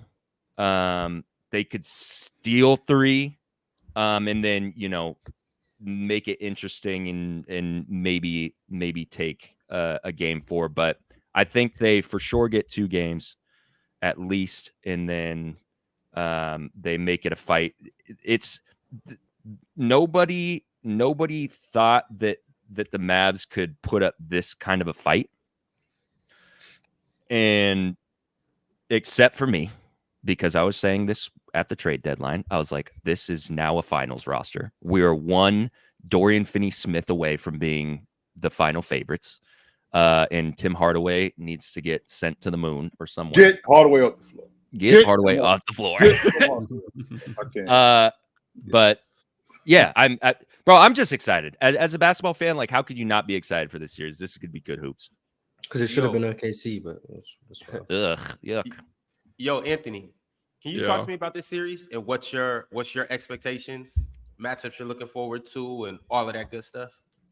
I mean, I think it's going to come down to rebounding. I think Minnesota just they have a lot of size and length, and I think that in today's game, just the way they were defending, against Denver, I just don't think the Mavericks can just withstand that over the course of a series.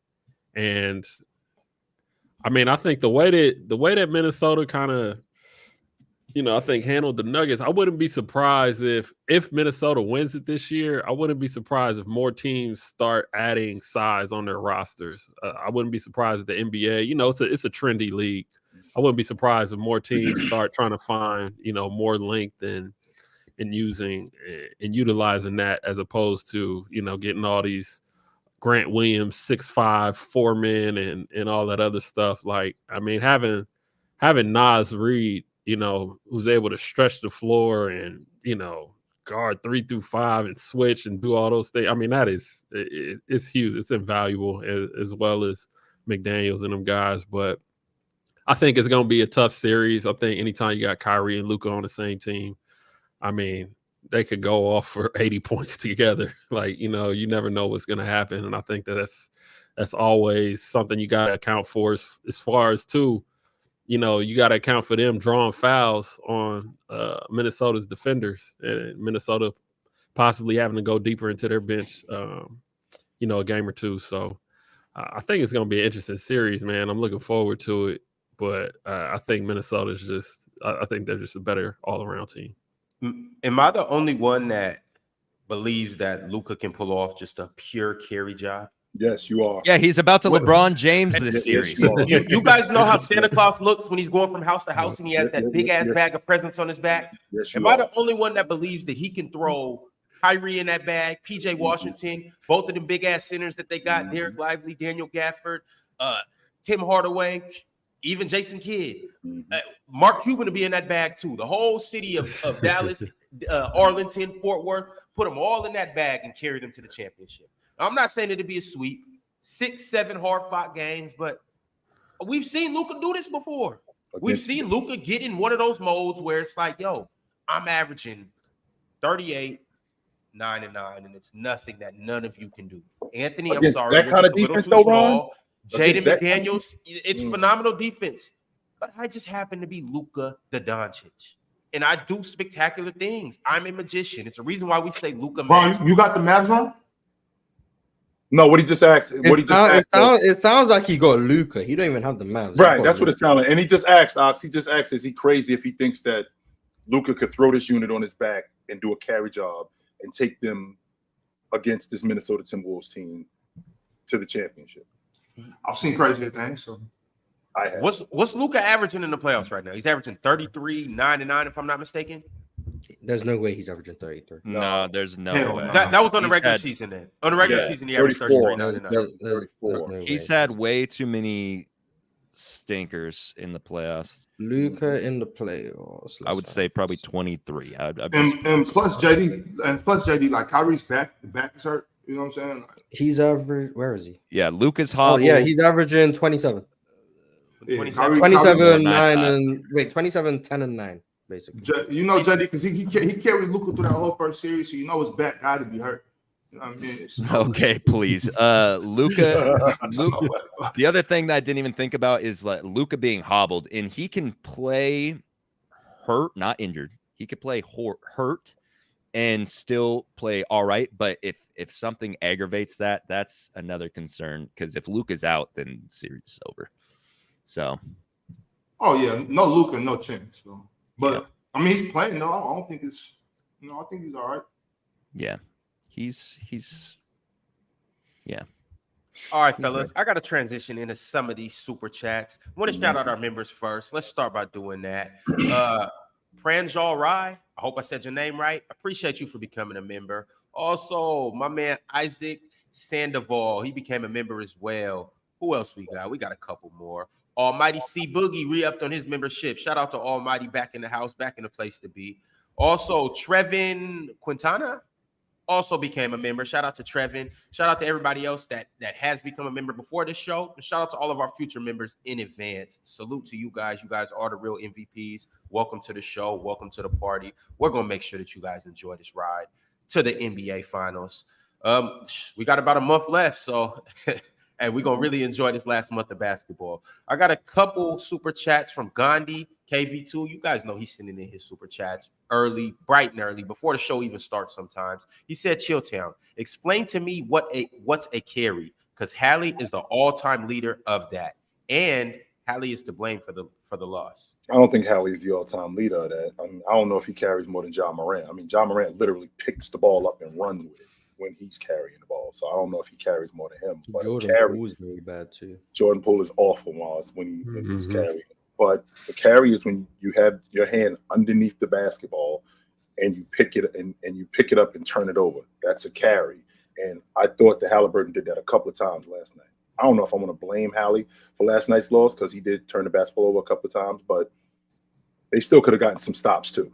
Rick Carlisle was trying to call timeout. I mean, Rick Carlisle didn't call timeout, so he could advance the ball. He didn't do that. So there was a couple of things that happened last night that they could have done a better job at. So he was talking about carry, like the violation of when you put the. Oh, I thought he meant carry like what I was talking about with Luka. Yeah, because Tyrese is the king of that. Hey, JD, your man. This is your man, Ox. That's your man, though. Hey, you know, Ox gets like this when the Sacramento Kings don't make it. So I've been like this ever since we got cheated. Ever Your since whole we got life. robbed. That's what I'm trying to say. You've been like this your whole life. So I've only been happy 6 years out of my life, Ron. Ox, you should seek therapy from friend to friend, brother to brother. Because like it's just this is something that's not good for you, okay? Gandhi KV2 said, watching TJ and Payton, John Stockton and Mark Price would feast today. Oh, we just comparing them to white point guards. Yeah. Yeah. But wait a second, though. That's not even a fair comparison because Mark Price and John Stockton like wipe the floor with these two, and that's with all due respect to Payton and TJ because I love both of those guys. JD, why is your face like that, JD? Come on, why did you just make your face like that? Especially What? John I Stockton. wasn't reacting. Okay, I'm doing stuff over here. Okay. Tell the I truth, think- JD. You I don't think like how Mark they're Price talking is about your underrated. counterparts. Your Please. counterparts, okay. Bro, I do not care about John Stockton. Oh man. Now, he knows how he didn't say he doesn't care about Mark Price because Mark Price are Hooper. That's why. Yeah. Mark Price really was cold. Though. He was. Mark Price, dope. like, I think he's super underrated, but I think he's in the Hall of Fame, right? I think Scott Skiles was very underrated too. I don't think so. Fact. W. Scott Skiles. Mark Price ain't in the Hall of Fame, right? No, he's not. Stupid. And that's a pretty big deal, Mars, during that time of the point guard with Penny Hardaway and Gary Payton, John Stockton, Isaiah Thomas, and Jason Kidd. I mean, Mark Price is making first team All-NBA during that time. That's going on. Yeah, Mark Price is easy Hall of Famer to me. Can you think of anyone who was splitting pick and rolls before Mark Price? Like with the consistency he was doing it? Because he's the first I've seen just routinely just split pick and rolls. Maybe Kevin Johnson. Kenny Smith was trying to do it, but he didn't have a hand. His handle wasn't tight enough to do it. Let's see. What about Kevin Johnson? Chip? Kevin Johnson could do it, but not with the consistency. Like Mark Price was like he was to me. He was like he popularized it. I would say Stockton split the pick and roll, but he was better at getting you stuck on the pick and roll and knowing, not just getting you stuck on the pick and roll, but knowing exactly when to use it. Like Malone knew when to come pick, he knew when to slip it. So I think that was a little bit different. Someone said you were splitting pick and rolls back in the 1600s, so maybe you used it. To be honest with you, that's interesting, Mars, because in the 1600s, I look damn good for a dude that's 400 years old, don't I? Yeah. Black don't crack. Damn good for a dude that's 500 years, 600 years old, man. I'd like to think I took pretty good care of myself for a dude that's 600 years old, man. Chill's a vampire. I'm just saying, yo. Sure, you was hooping in the Zoom Jesus threes. I'd like to say, yo, man, I had my dashiki on and I was rocking. No way, Chill, you was in the Air Jerusalem. Yes, I was in the Air Jerusalem. Yes, sir. Yep. I'm just trying to imagine somebody coming through, not specifically you, Chill, coming through with the dashiki, splitting the pick and roll, throwing the ball through, just coming through the middle like this. I had to get my dashiki. I had to get it cut because it was kind of screwing up. It was screwing me up with my aerodynamic because like when I was trying to slip the pick and roll, like my dashiki was flying all over the place. So I had to get it more fitted. It was working out like a parachute. Yes. Right, what you just described, Ron, sound like a commercial that Kyrie would do. That'd be fire. Low key. That sounds like something Kyrie would do in the contract. Yo, Chill. I know this is before your time, man, but maybe you saw it as a young kid. Yo, how was Cats hooping in the Chuck Taylors way back in the day? You know what? It was interesting because that's all we knew. Like I had a pair of Chuck Taylors. I did. Me and my best friend both had a pair of Chuck Taylors, and now he's got bunions. Yeah, they was just basketball shoes. We Nobody blew their ankles or nothing. Like. No, we was just rocking in them things. And Chuck, they were one of those things where you tied them up. You know, when you get a new pair of shoes, you feel like you can run faster and jump higher. That's how they was, just like that. Until Nike introduced us to the shocks and all of that stuff, and it was like, yo, what are these? You realize you were living in poverty before. Yes. Like, yo, what are these? Like I don't feel like my foot is touching the ground now. Oh, all right. I got some absorbents. Yo, but I got a question for y'all. Y'all think Pritchard, McConnell, McBride are paving the way for smaller, pesky guards moving forward right now? Does every roster need one? Hold up, Damo. I don't know. I still question like. Not the value because, like, obviously TJ and Payton are showing that you can still play on these good teams. But I do think you're going to get to a point where it's like just being 6'6'1", you're going to be a mismatch on defense. Like you just are naturally. So I don't know like how much teams are going to be looking at like you look in the draft process. I don't know how much teams are going to look at like a Rob Dillingham over like a Stephon Castle just because of the physicals. It's like, how useful can we make this guy versus someone who clearly just has the tools to be better? I think if teams could choose between a 6'5" and a 6'1" guy, of course, if the skill set is relatively like the 6'5" guy can be worse. But if it's just relatively in the same ballpark, the 6'1" guy is going to struggle. And I think we're getting to a point where the skill sets of these 6'5", 6'6" guys is just elevating. I think 6'1" guys are going to disappear from the NBA. And that's I just think the way the league's going, I don't think the 6'1" guys are going to be able to do stuff that the 6'5" guys can't do. So I don't know why you'd have need for them, unless you're like John Morant or something. It's like you're just an explosive, freaky athlete. But like the Fred VanVleets of the world, or the Mike Conleys, or the TJ McConnells, I don't know how big of a role, or if they're even going to be in the league in like 7 or 8 years, personally. Yo, Anthony, you got to be able to... I feel the opposite. I feel like these guys are essential and necessary. I feel like you need a spark plug guy to come off the bench, turn things up, cause a little bit of chaos, maybe throw a couple turnovers, but still make a couple good plays. Your Jose Alvarados, those type of guys, TJ McConnells, Davion, Pat Bevs. I think those guys are essential. Especially on nights where your team's lacking energy, right? And go in there and turn us up right quick. But why would you get that instead of a 6'5" guy who does the same thing? That's what I'm saying, bro. There's not a lot of 6 guys. There's not a lot of but that's what I'm saying. I think they're gonna start like coming around. I think they're gonna start coming. Like I said, Stephon Castle out of UConn.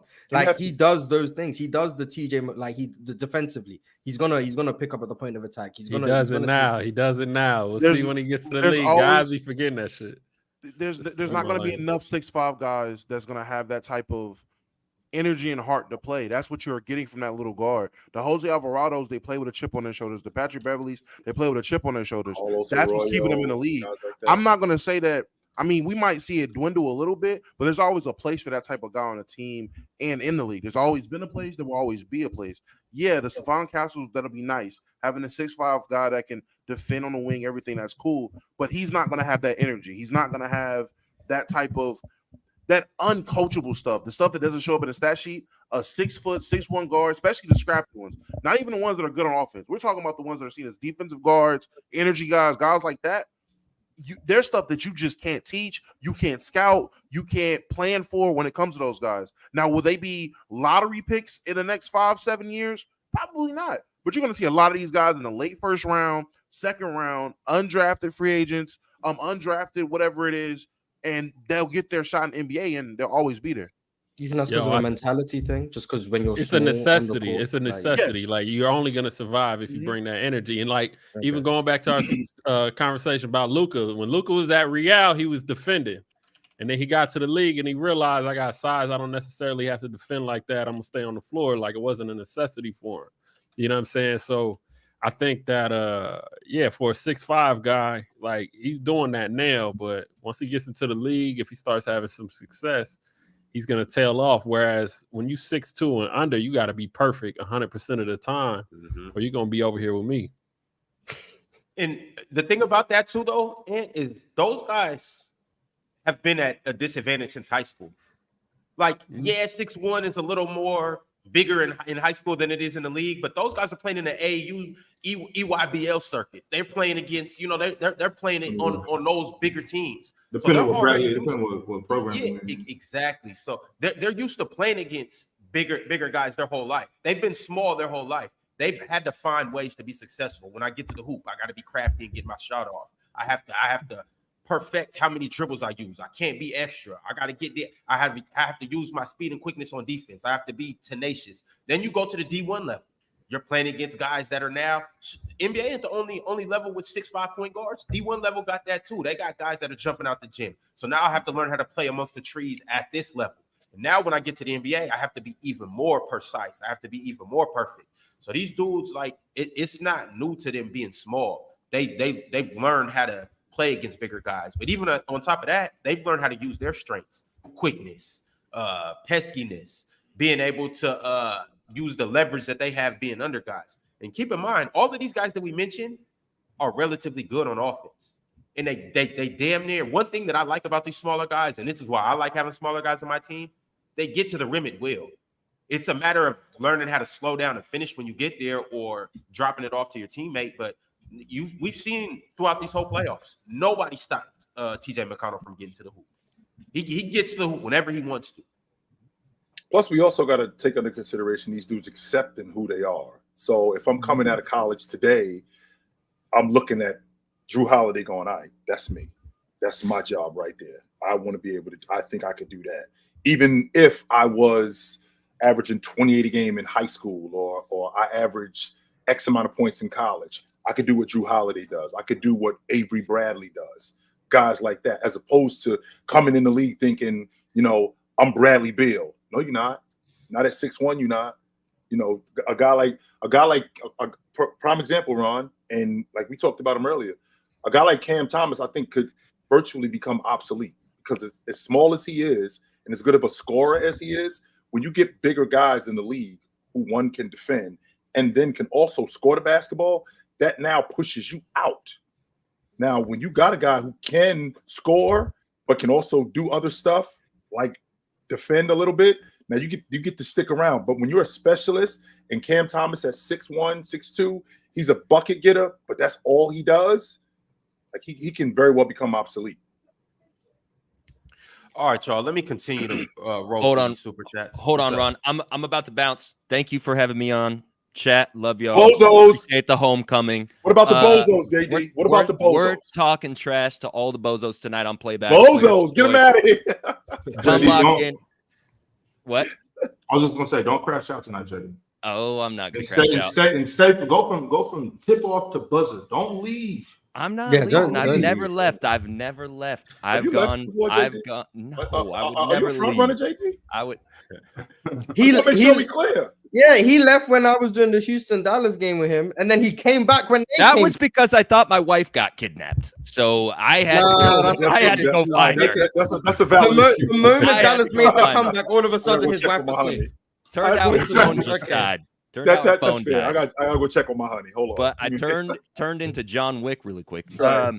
But yeah, I'm out. Yo, I just dropped the first episode of my new podcast, the Deal Breaker podcast. Go lock in with me. We're gonna have fun over there as well. But hopefully, I will be back talking about the Mavs in the NBA Finals very soon. Peace. Yo, JD. Love y'all. Yo, JD, before you get out, I gotta read this super chat from my man Doe 734. He said, JD got me feeling like the old PC shows with the white background. my guy. Dub Yep. host. The good old days. Yeah. Appreciate you being around for that long, bro. Appreciate the support. All right, y'all. Later, JD. Have a good Wow. show, y'all. Yep. Peace out. Sports Talk with Trey became a new member, and he shot through a super chat and some strays to a certain individual. I up here. swear he gonna cook me too. He said, Ox can't tell us what sets and how the Mavs actually beat the Clippers and OKC. If Luka didn't play D, they would have been home in round one, and it would be easy because, quote unquote, Luka is a turnstile. Talk B-ball, please. So you're telling me that if Luka's defense is what beat the Clippers? Is that what you're trying to say? Am I misconstruing it? Hey, do we need the matchup there? Apparently, he was holding guys at like 31%. Just They saying. did say that. I think that's what. I That think is that's word what on I the said. streets. My bad. Hey, I'm a casual. I didn't know Luka was a lockdown defender. My bad, y'all. Should have made all defense, Loki. Luka's a lockdown defender. To hear you say that, and I did not know that Luka got in the stance and stayed in the stance. I did not know that. Sit down, Luka. Go ahead, boy. Go ahead. I cannot wait to see Luka lock in. That's gonna be great. That's gonna be great. I think He's going to. He's one of the best defenders in the NBA. Can't wait. I think Luka is a smart defender. I just don't think he gives an effort. Like you'll see him, like he'll jump, he'll anticipate what a player's gonna do, and he'll swipe the ball and get deflections here and there. But he's definitely opening the doors up, man. He's just not giving an effort. But I mean, he got it in him. You know, I don't know. I don't know how anybody can applaud his effort. Like. He's playing good defense for him. He's playing good defense for him, but I don't think he's horrible. I would have had him on my defensive team. I thought that he could, Mark. I once said that he couldn't guard you, but I'm sure. And he still can't. He's still gone. I'm shifty. What are we doing right now? I'm shifty. You think you giving problems, Mars? I think I've given anyone problems, but that's just me because I got a game. But like Luka could guard some Mars, other remember, people. we saw you play, Mars. I want to make sure you. I was injured. I was injured. Okay. All right. Make sure you. Now I'm healthy. Who's y'all bad body starting 5 in the NBA? Terrible. What's my man from the Cavs? Oh, George Niang. George Niang. Hey, Ox, if you didn't watch basketball and you saw him on the street and he told you he played pro basketball, would you be like, word? Nah, man, he looked like me, chill. Yeah, I'd be like, no, you don't. Hey, crazy thing, we got to put Luka and Jokic in here. Oh, yeah, Luka on the team. Wait a minute. Is Joker really in here, though? Hold on. Come on, chill. We see Jokic at the beach walking with his shirt off. He looked like Tyson Fury. Okay, I did drop 35 pounds, though, to get in better shape. I did do that. That's why I'm able to get up and down the floor more. Tyson Fury slimmed up too, chill. And I ain't sliced and diced like David Robinson. Okay, sure, but I don't look like. Do I really look like somebody's father like that? Like I work at the post office. I seen him in the chat, but Zion not on this team no more. Zion got it. Zion put them po' boys down. He pushed away from the gumbo. Who else you guys got? Kenny Lofton's not on the roster, right? Oh, Kenny Lofton. Kenny Lofton was on the Jazz. Kenny Lofton on the Jazz. He on the Jazz? Was he? Okay. He was on the Jazz to close the season. If we're gonna keep it a bean, how about Joel Embiid? Kyle Lowry. Kyle Lowry slimmed down though. Did he? Okay. Probably prime. I'm not saying if we going all time, I'm going Raymond Felton at point guard. Oh, yeah, I was gonna say all time we got Oliver Miller. Oliver Miller is a bacon sandwich, 100%. Hey, but was Raymond? I don't remember Raymond Felton being that. Nah, once he got to New York, they was calling him Fat Chris Paul, man. At the end, he was round. He was round back then. Yeah. Jameer Nelson was low key. Jameer Nelson is kind of. I see somebody say Jalen Brunson built bad. I can see it. No. Jalen Brunson, the bowling ball though. That's a lot of muscle. He's another compact dude. He's just real compact. Yeah, for sure. I don't think you got to pause there. I think you did. I watch a lot of. I watch more Cam and Mace, man. I'm pausing everything now. I don't think that's a pause. Cozy Newton said Boris Diaw. To go. But Diaw probably the dopest one we talked about. Hey, Diaw first ballot Bad Body Hall of Fame for real. For sure. What's crazy is the Bad Body team come out here and give people trouble. Hey, this Bad Body Boris Diaw was hell to deal with. Nice, man. Boris Diaw was hell to deal with. The Bad Body team cold for real. Got shooters. They talking about Paul Pierce, man. Y'all leave Paulie out of this, man. I mean, you can say like the Charles Barkleys of the world. Like, he was round. We'll say that. What they call round mound. Eddie Curry. Eddie Curry was big. DeJuan Blair wasn't built the best. Yeah, he wasn't. You mean Draymond? The Draymond that didn't get drafted to here you go. Draymond's in the wrong situation. Yeah. All right, y'all. I got a couple member super chats. I'm gonna go ahead and dive into these, and then Mars. Wait, Rob. We got to put Chet on that team too, because it ain't just fat boys and skinny dudes got to be on there too. Wemby too then. Put Wemby on there. So put Wemby too then. Don't stop. Oh, if that's okay, we gotta get Poku on there too. Put Wemby Giraffe on there. Hell yes. Poku on there. Amani Bates. Amani Bates, yeah. Skinny as hell. FIFA boy. Been a member for 10 months. Y'all know FIFA boy. Yeah. Y'all know he's one of the usual suspects. He said, Ron, how much money to get Lambo packed up for good? You got bounties out here, Ron?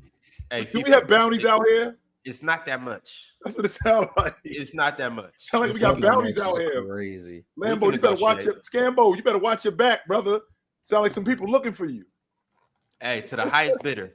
And I promise you, it's not going to be that much. You better watch your back. Sound like some people out here looking for you. Billy Bob's been a member for 6 months. He said, shout out to all the goofies in the chat who keep the stream lit. Shout out to you guys. Shout out to the Goose. You goofy. Floor General 100's been a member for 7 months. He said DeAnthony Melton is greater than the best backup. DeAnthony Melton is good. He's a damn good backup. Didn't he get hurt this year in Philly? Yeah, he got hurt. That's why we ain't win. That really screwed them up. He was good for them. He was damn good for them, no doubt. We win with a healthy DeAnthony Melton for sure. Another one of them shorter guards, them 6'2" guards. I think DeAnthony. That's why I said Bronny should be aspiring to be. He like 6'2", huh? He like 6'2", maybe 6'3" at the most. Yeah, but he got a longer wingspan, so he looks. Yeah. Like 6'2". Yeah, I thought he was bigger than that. Measured 6'1" at the draft, and 6'2", 6'2.5" with shoes on. All right. But that's the thing though, right? Like what you just said though, Damo, and that's what I always like to talk about. I don't really care how tall you are. I need to know what your reach, like your arm. It doesn't matter how high my head goes. It's how high do my hands go. You know, my fingers. Oh, that reminds me. I have a question, and this is me. Like, I'm genuinely curious because I've seen like the draft combine measurements. Right, Zach Edey was like the tallest by far. He was like 7. I want to say 7'3" and 3/4 barefoot, and he had the longest wingspan. 7'10". He had a 7'10" wingspan. So he was the tallest and had the longest wingspan, but Donovan Clingan had the longest standing reach. How?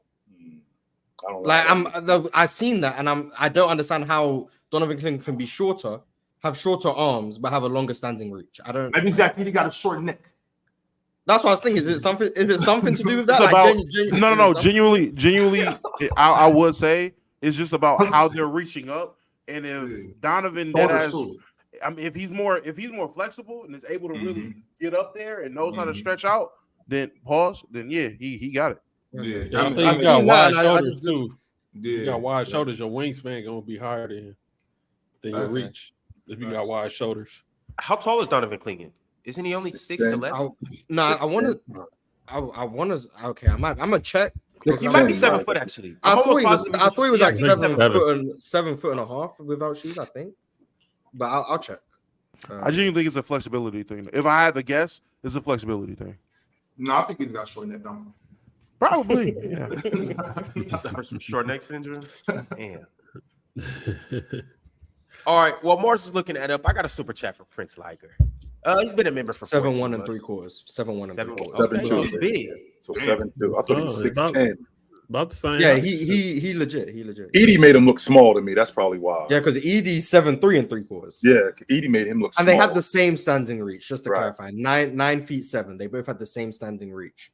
But Zach Edey had a longer wingspan. Edey made him look small to me. I thought he was like. And the wingspan is big difference. It's a 4-inch difference in wingspan, but they have the same standing reach. Just weird to me. I'm curious to see how both of them translate into the NBA. Obviously, being two big guys that don't really have much of a perimeter game or haven't showed that, being two guys that really, that play like the traditional bigs. So curious to see how that goes, especially in the era that we're at right now, or the time that we're at with the Wolves doing what they're doing, and the Mavericks as well. So that should be interesting. Yeah, one of them going crazy in Lithuania. It's not gonna be Zach Edey. I know that. It's definitely not gonna be Donovan. Yo, Anthony, though, I gotta ask you, what prospects right now are you kind of high on? International or here in the States? I like Holland, man. Holland. He knows bull. He knows dog. He's a dog, man. I feel like I think a lot of kids, especially 18, 19 years old, you gotta wonder if their skills are gonna translate, and a lot of it just comes down to, just the mental aspect of it all. But Ron can step on that floor today. He ain't afraid of nobody. And I think he's gonna be legit, like a Jimmy Butler type, from a mental aspect. And I think the jumper will come along. I just think he's a dog. I don't think he'll settle for being a bad jump shooter. I just think his mentality is just on another level. We've got a lot of work to do on that jumper, but I agree with him. Yeah, Kawhi did too. Yeah, he did. That's the thing, though, too. Like, dude like that, he's probably gonna sign. How long are rookie contracts? 4 or 5 years? 4 years. 4 years. Depending on where you get picked. So you expect him to sign a 4-year contract, And then more than likely, you expect him to sign one more contract after that for 4 or 5 years, right? Mm-hmm. So let's just say at the max, that's 9 years. He got 9 years to really work on his jumper and just make it serviceable. A lot of guys had 9 years to work on their jumper and make it serviceable. It's easier said than done. And a lot of guys have done it. And just that's some true. guys That's have true. came in, like you mentioned Kawhi. Some guys have came in and it's like nobody is giving them credit for you can't even think of a possibility of him being able to have a serviceable jumper. And they've exceeded those expectations. Some guys have came and became phenomenal shooters. Some guys have just became okay shooters. Some guys have been able to learn how to even play without. You could say a Draymond Green type of guy. Like, yeah, he had a season or two, but for the most part, nobody's put Draymond in the shooting category. Mm-hmm. So. Ron, can I ask you real quick? Since we're on the topic of the draft, are you still high on AJ Johnson? Super high. So I'm not letting him fall out the lottery. I told this to The Mars. lottery? lottery. Oh, yeah, you did say that, and I reacted the same way when you said it. If I have the 15th pick, it's no way I'm letting AJ Johnson slide out the lottery. That's Miami. Just so you know. Hey, y'all got RJ Hampton. I think he's gonna be what RJ Hampton should have been. 6'7" guy, can handle, can score on all three levels. Is crazy athletic. Can play. His playmaking's very underrated too. I think he has the tools to be a good defender. He's still skinny. He needs to put on some weight. Yeah, he has to put on some weight. He's one of those real thin guys, but I think he's gonna be like that. He was meant to go to school with Ron Holland. They were both meant to go to Texas, right? Yeah. And they both just said nah. But he's seen that money. I mean, I know they're getting NIL money too, but he's seen that money and that pro opportunity. He was like, let me go over there. And the thing about it is, if you're gonna go pro, if you're gonna go play anywhere, Europe, Australia, no matter what, you better make sure you got that NBA or like that grown man NBA type body already. You better make sure you have a professional body, because if you don't, especially in those areas, they're not trying to play you to sell tickets and stuff like that. Them coaches just trying to win because I'm not trying to get fired. I have a standard to uphold. All of that. I got a 10-year vet over here. And what's crazy is he went to Texas University too. So I don't care where you're coming from. I don't care how touted you are. You better be able to win me some games today. Otherwise, I don't care about what you come with and your prestige and your background. You will sit on the end of this bench. And if you get mad about it, we'll send your ass home. Prince Liger's been a member for 14 months. He said, Mars, and Chill. I like that name for you, Marv. It's kind of catchy. Okay. Chill out. Marv and Chill. I love Ant's energy when he says he's going to guard Kyrie, but Kyrie is going to make him kiss the court. But the series will be great on both sides, and Luka is the best in the world. I don't know about making him kiss the court. The fact that he's taking on that assignment, I think that's dope, because I'm on record saying that Anthony Edwards is going to bring the competition aspect back into the NBA. I'm going to make you fight me, or I'm going to embarrass you in front of everybody. I'm going to make you do that. You will. I'm taking everybody's candy. I'm taking everybody's cookies.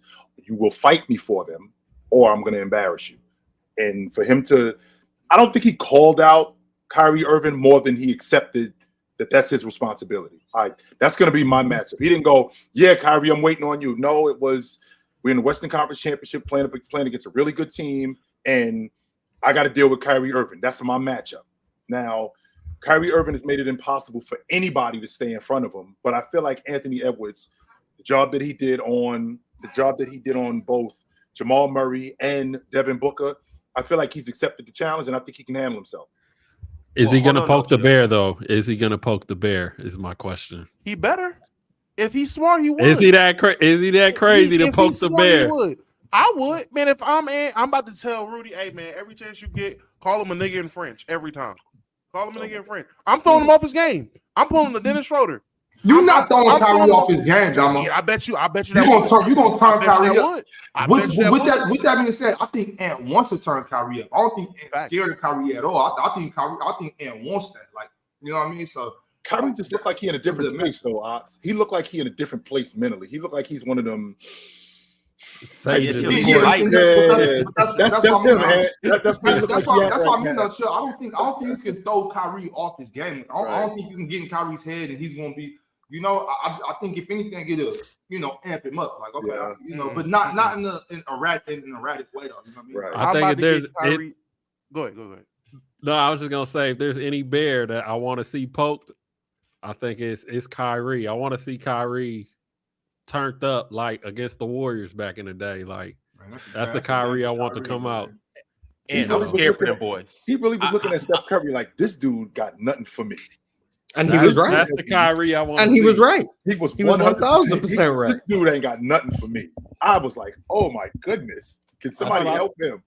I'm about to get him talking about everything but basketball. I'm about to make sure he's in a press conference talking about periodic tables.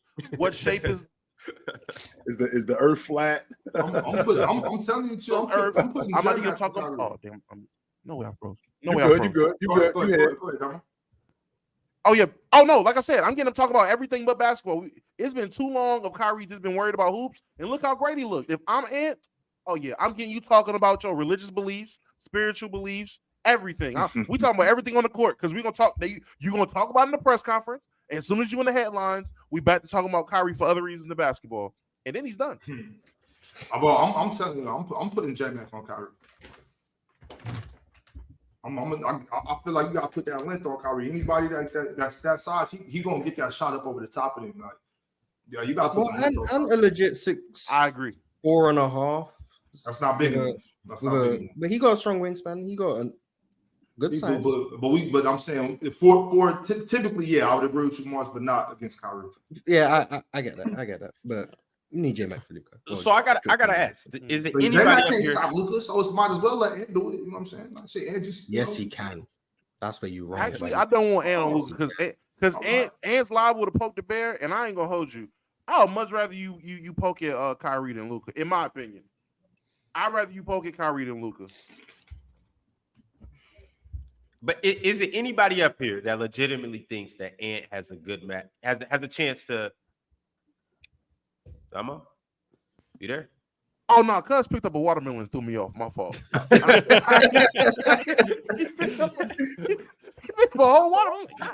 My fault. Yo, is there anybody up here that legitimately thinks that Ant can lock up Kyrie? I don't think he can lock him up, but I do think he can be real. I think he can cause a lot of trouble with him. I do. Because we said the same thing about when they played against Phoenix. Like, could they really slow down that big three? And then we said the same thing when they played against Denver with the best two-man game in the game. And he slowed down Jamal Murray. So for him to lock up Kyrie Irving, would it be like mind-blowing? I don't think it would be mind-blowing, but I don't see him locking him up. I do think he could slow him down, though. I do think that. I don't think Murray got the handle to get you out of his business like that. But Kyrie will get anybody out of his business, and that's where I think the AE might get. He's gonna get gassed, trying to apply that type of pressure on Kyrie. I think you got to play this game a little more methodically defensively against Kyrie. I agree. I don't think you stop anyone. Like no matter how great of a defender you are, one-on-one, you're not gonna stop Kyrie, and it's not gonna be one-on-one. There's gonna be help. The Wolves shrink the court. That's what they do. Like they just you got Ant on ball. You're gonna have Jaden McDaniels, Rudy, Cat, maybe Kyle Anderson's out there for whatever Big reason. Big Cat. But yeah, you're gonna have all of that behind you. Like it's gonna disrupt. But I don't think we needed Ant to tell us he was gonna guard Kyrie. Like I think we would have known Jaden McDaniels is gonna be on Luka and Ant's gonna be on Kyrie because they're not putting Conley on it. Conley gonna be on Derrick Jones or something. Or actually Rudy will probably be on Derrick Jones. But something like that. We knew that was gonna happen. So I think the Wolves have the equipment to slow down the Dallas offense, which I don't think has been very good in this postseason anyway. Mainly because Luka isn't 100%. But if Luka's looking like he's started to look better and better as the playoffs have gone on. If Luka gets back somewhere 80, 85, 90% of what he is, that's where we get a different conversation. But if we get Luka we've seen in the playoffs so far, prior to the last 2 games of the OKC series, I don't think the Dallas offense is I just don't think it's that good, personally, especially against the best defense in the playoffs by far. Well, I agree. Apparently, Mars, Sir Dragon has a counter to that. He's been a member for 4 months. And he's talking about the Mavs defense. He said the Mavs have the best defense defending less than 5 feet and the second best defense defending 5 through 9 feet in the playoffs. Mavs paint defense has been elite post All-Star break. Yeah, that's why I was confused when JD said that, because I looked that up yesterday when I thought we was going to talk about the series. In the playoffs, the Mavs are only giving up like 54% field goal percentage within 6 feet. Like, that's better than the Wolves, who are at 58%. Like, their rim defense has been great, in large part because against OKC, they would just keep their big in the lane because they weren't worried about Giddy or Ludor or Chet. And it's going to be similar against the Wolves because Rudy Gobert going to be down there. So your big is going to be in the lane because Rudy Gobert is going to be in the lane, obviously. But then, obviously, the counter to that is you got Rudy as the screener, but, you know, every team just ignores Rudy when he rolls anyway. So, like, the paint defense is going to be tough for the Wolves to crack. But I still don't think they're a better defense than the Wolves are, or even close. And I think their rotations were better against OKC because there were more guys they didn't have to worry about. If Jaden McDaniels is knocking down threes, you got to worry about the whole roster. Cat is a mismatch problem, just all over the court. And then Ant is obviously great. Mike Conley's a very good shooter. I just don't think you have the resources to scramble and avoid closing out to one person like they did against the Thunder, where you could just ignore people because you weren't worried about them. I think the Wolves just present a different matchup in that regard.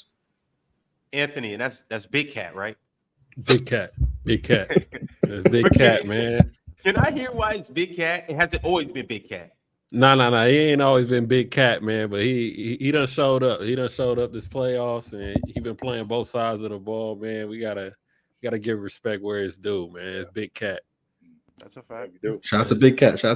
Big I was real critical of him. I was talking about how bad he had been in the playoffs in the past. I thought he'd been soft, and the fact that he's actually showed up and played the way he's played on the defensive end.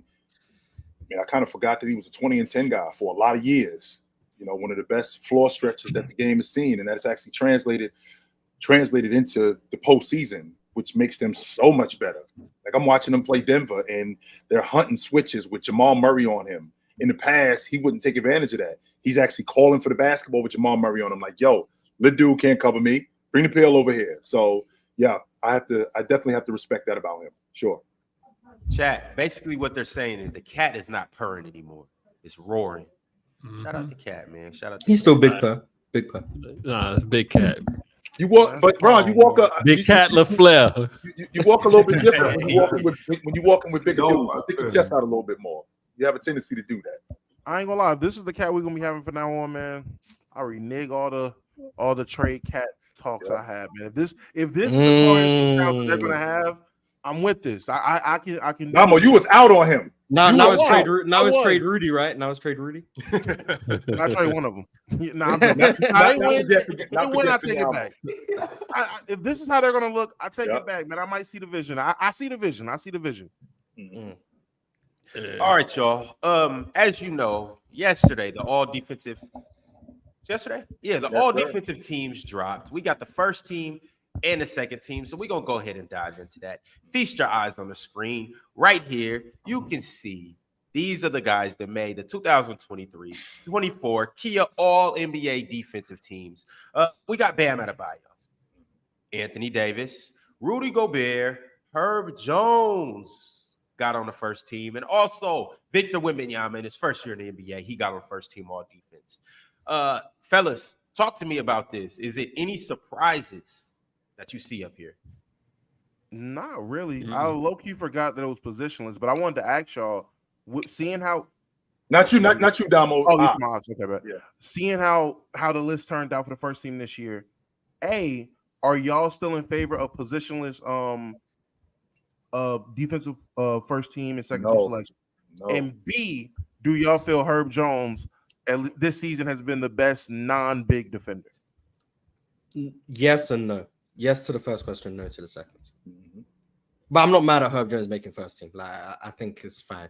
Me personally, like, for me, when it comes to like all defensive first and second team, I think most people like do this anyway. We don't really talk about this guy has this many all defensive first teams. It's more than just like how many all defensive selections does the player have. That's usually how the conversations go when you talk about it anyway. As long as the right guys make the teams, I don't really care what team they're on. Like if Herb Jones was second team and Jaden McDaniels was first team, I wouldn't be like, oh my God, as long as they both made it, which I'm fine with. But I think Herb Jones is a rightful recipient of the only non-big on the first team because defensive, oh my God, he was disgusting this year. I remember he played against us like 4 straight possessions. He got a steal. I was so mad. And it was different steals. One was on ball, then one was playing a passing lane, then one was in a pick and roll. He denied the pocket pass. I was like, what the hell was going on? Like, Herb Jones is so annoying. But yeah, great defender. I think they got it right. I think they got 9 of the names correct.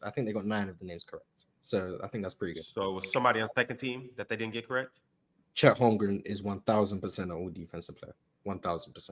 He's the only player I think didn't make it that should have made it. Yeah, I was surprised he didn't make it. Yeah, he's the only one I'm like, he should have made it. Everyone else, I'm fine with. And so I'm gonna put this on the screen. We can see the second team all defense. Alex Caruso, Jrue Holiday, J Mac, Jaden McDaniels, Jalen Suggs, and Derek White. Mars, of these players, Jrue Holiday. Easily. Holiday shouldn't have made it. And it's crazy because last night he should have been off the crew. Holiday. Yes, he should have made it. Sure. With how great he was defensively last night, obviously it's bad timing or whatever. But just watching Boston throughout the year, I think he was their 3rd most impactful defender. 3rd. And Jason Tatum didn't even make it. And Jason Tatum to me was a better defender than Jrue was this year. Derek White, I think, is self-explanatory. He should have made it. Caruso, I think people have finally realized how good he is defensively. Jaden McDaniels, I think, was better defensively last year than this year, but still all defensive caliber. And Jalen Suggs, I think people gave him his credit for how good Orlando was. Point of attack, he's been superb. His hands, his ball denial, all of those things. But Jrue Holiday, I think, is just the odd man out. You got Chet Holmgren. The Thunder were one of the 5 best defenses in the league, in large part because of how good he was defensively. Rim protection was on 10 out of 10. Altering shots, blocking shots, contesting vertically, not jumping out of plays, hunting blocks. The only issue I have with him defensively is the rebounding. But I don't see how you can say there's 10 more defenders more impactful than Chet.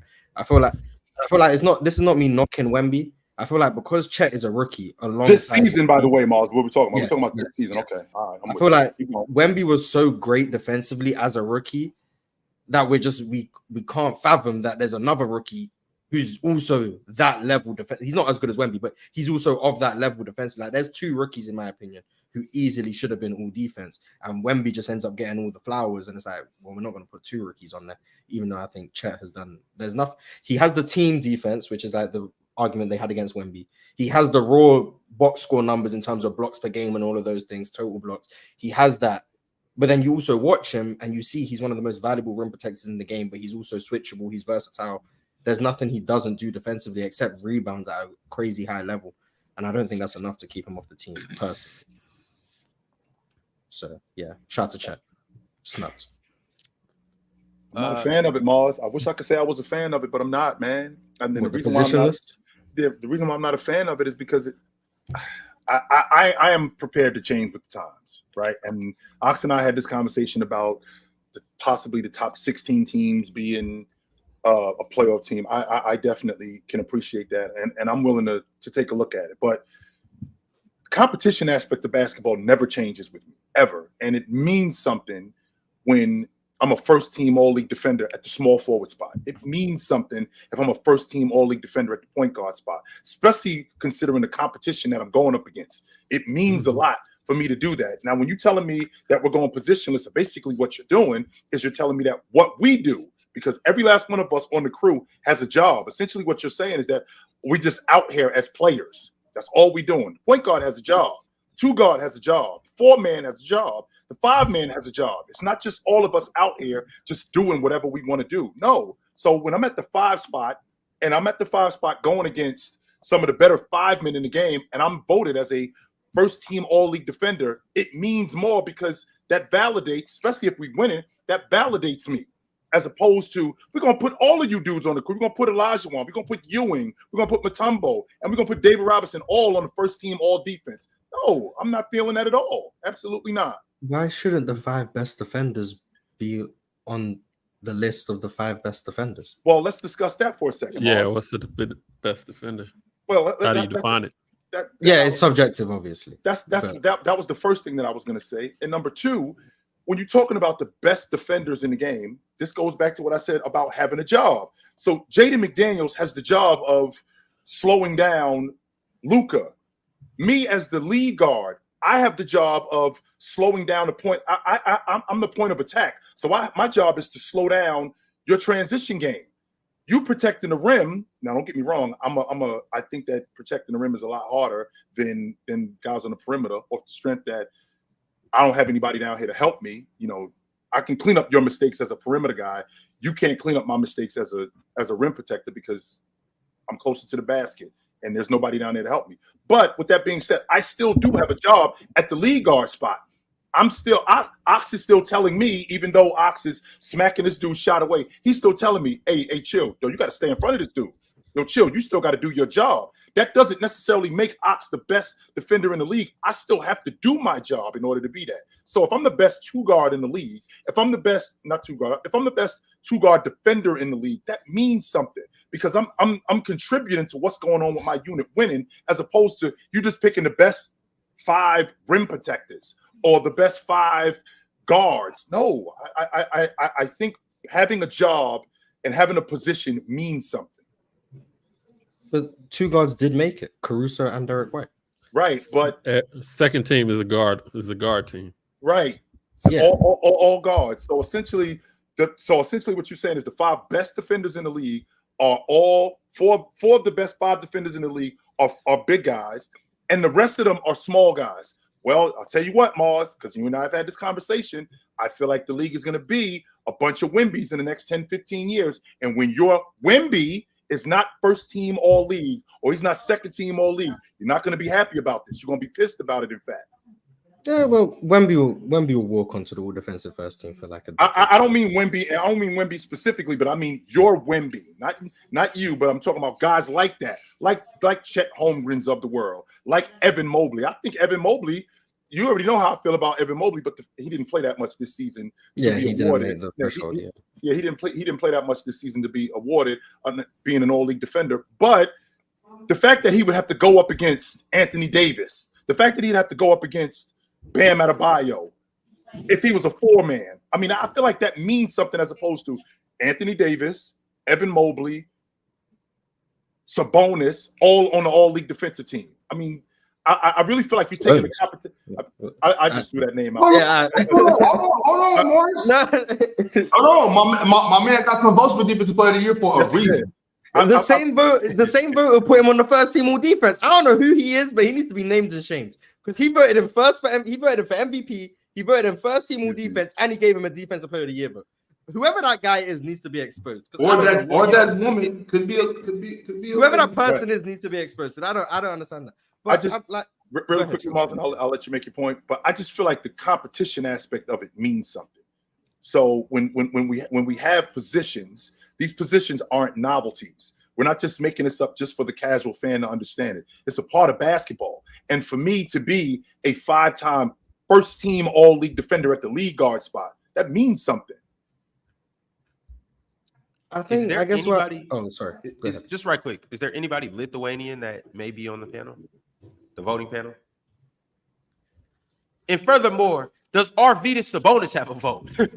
I think that was just. Yeah, I need to know who it was because I just keep seeing his name. He got more first team defensive votes than Chat.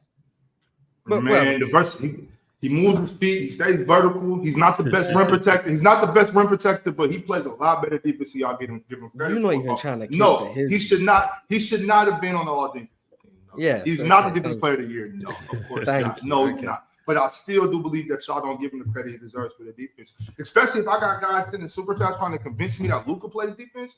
DeMontis gives effort. He gives effort on defense. He's just not great. But the votes is irrelevant. I'm not the accolade guy anyway. So for me, I don't need to see Chet make it for me to consider him like a all defensive guy. So it doesn't bother me in that way. But from the competition aspect, I guess I'm looking there's 450 in the league, right? There's 10 all defensive spots. So Rudy Gobert, for example, is competing 1 against 449. Wemby's competing 1 against 449. You got to beat out you got to beat out everyone else to make it. Whereas before, when it was positional, it was there was 4 guard spots and 3 front court spots. So then you got all the guards. Let's say there's 5 guards per team times 30. That's 150. So it's 4 competing for 150 spots. Like you're still competing for really the same amount of spots. Like, are you though, Mars? Though yeah. Again, when you're talking about 150 as opposed to I'm going up against Jrue Holiday, I'm going up against Avery Bradley, and I'm going up against Marcus Smart. Like, do I really care about? I don't know. Just a lesser defender. These are the guys that I'm really competing against. Don't get me wrong, Mars. I can appreciate your logic that there's 150 guys, but if you're in school, you're getting A's. You're not getting A's competing against the dude that's in the 40 percentile of your class. You're competing against the salutatorian. You're competing against the 10% of your class because you're the elite of the elite. You separated yourself from the rest of the pack. That's why you're in this conversation. That's why we're not talking about the 150th best guard in the game. That's why we're not talking about the 35th best guard in the game, because they're not in this conversation. The reason why we're talking about Rudy Gobert, the reason why we're talking about Anthony Davis, because they're the best of the best. And when you're competing against the best of the best, I feel like there needs to be separation. And that's why we have positions. Who is the best point guard? Not, we're going to put 3 point guards on here. Which one of you guys is the best defensive 2 guard? Not that we're going to put all 4 2 guards on here. Which one of you guys is the best? But I think that's what makes it more competition, because now Caruso isn't just competing against Marcus Smart and Jrue Holiday and Derek White and DeAnthony Melton or whatever guard defender. He's not just competing against them. He's now competing against them and Wemby and Chet and Evan Mobley and Jarrett Allen and Giannis and Draymond Green. Mm-hmm. You're competing against more of the better defenders. So now if you make it, it's more of a testament to how good you are, because you're not just making it because, we're in a weak era of guard defenders, so you got to make it by default because you're only competing against 5 other guys and 4 of you got to make it. Now it's you competing against the whole league. So if you make it, you really one of them ones defensively. Caruso's making it competing against bigs. Right. Derek White's making it competing against bigs. Like you don't just get to have a cop-out, like, respectfully, like when Larry Bird's making it 3 straight years in the 80s, because realistically there's not many great wing defenders at the time. So he's making it because there's not as much competition. Whereas now in a league where you got to compete against Wemby, Chet, Draymond, Mobley, Jarrett Allen, Giannis, all of these guys, you're competing against all of them and you still make it. Sure. That's a testament to how good you are defensively, especially for a guard. I think now it means more to the guards if they make it. It might mean less to the bigs, because naturally the bigs are usually the most valuable defenders.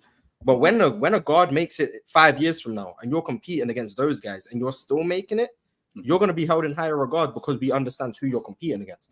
I think that's how it works. Like you see Caruso makes 7 all defensive teams, and you look at how they've changed the criteria. You got to play 65.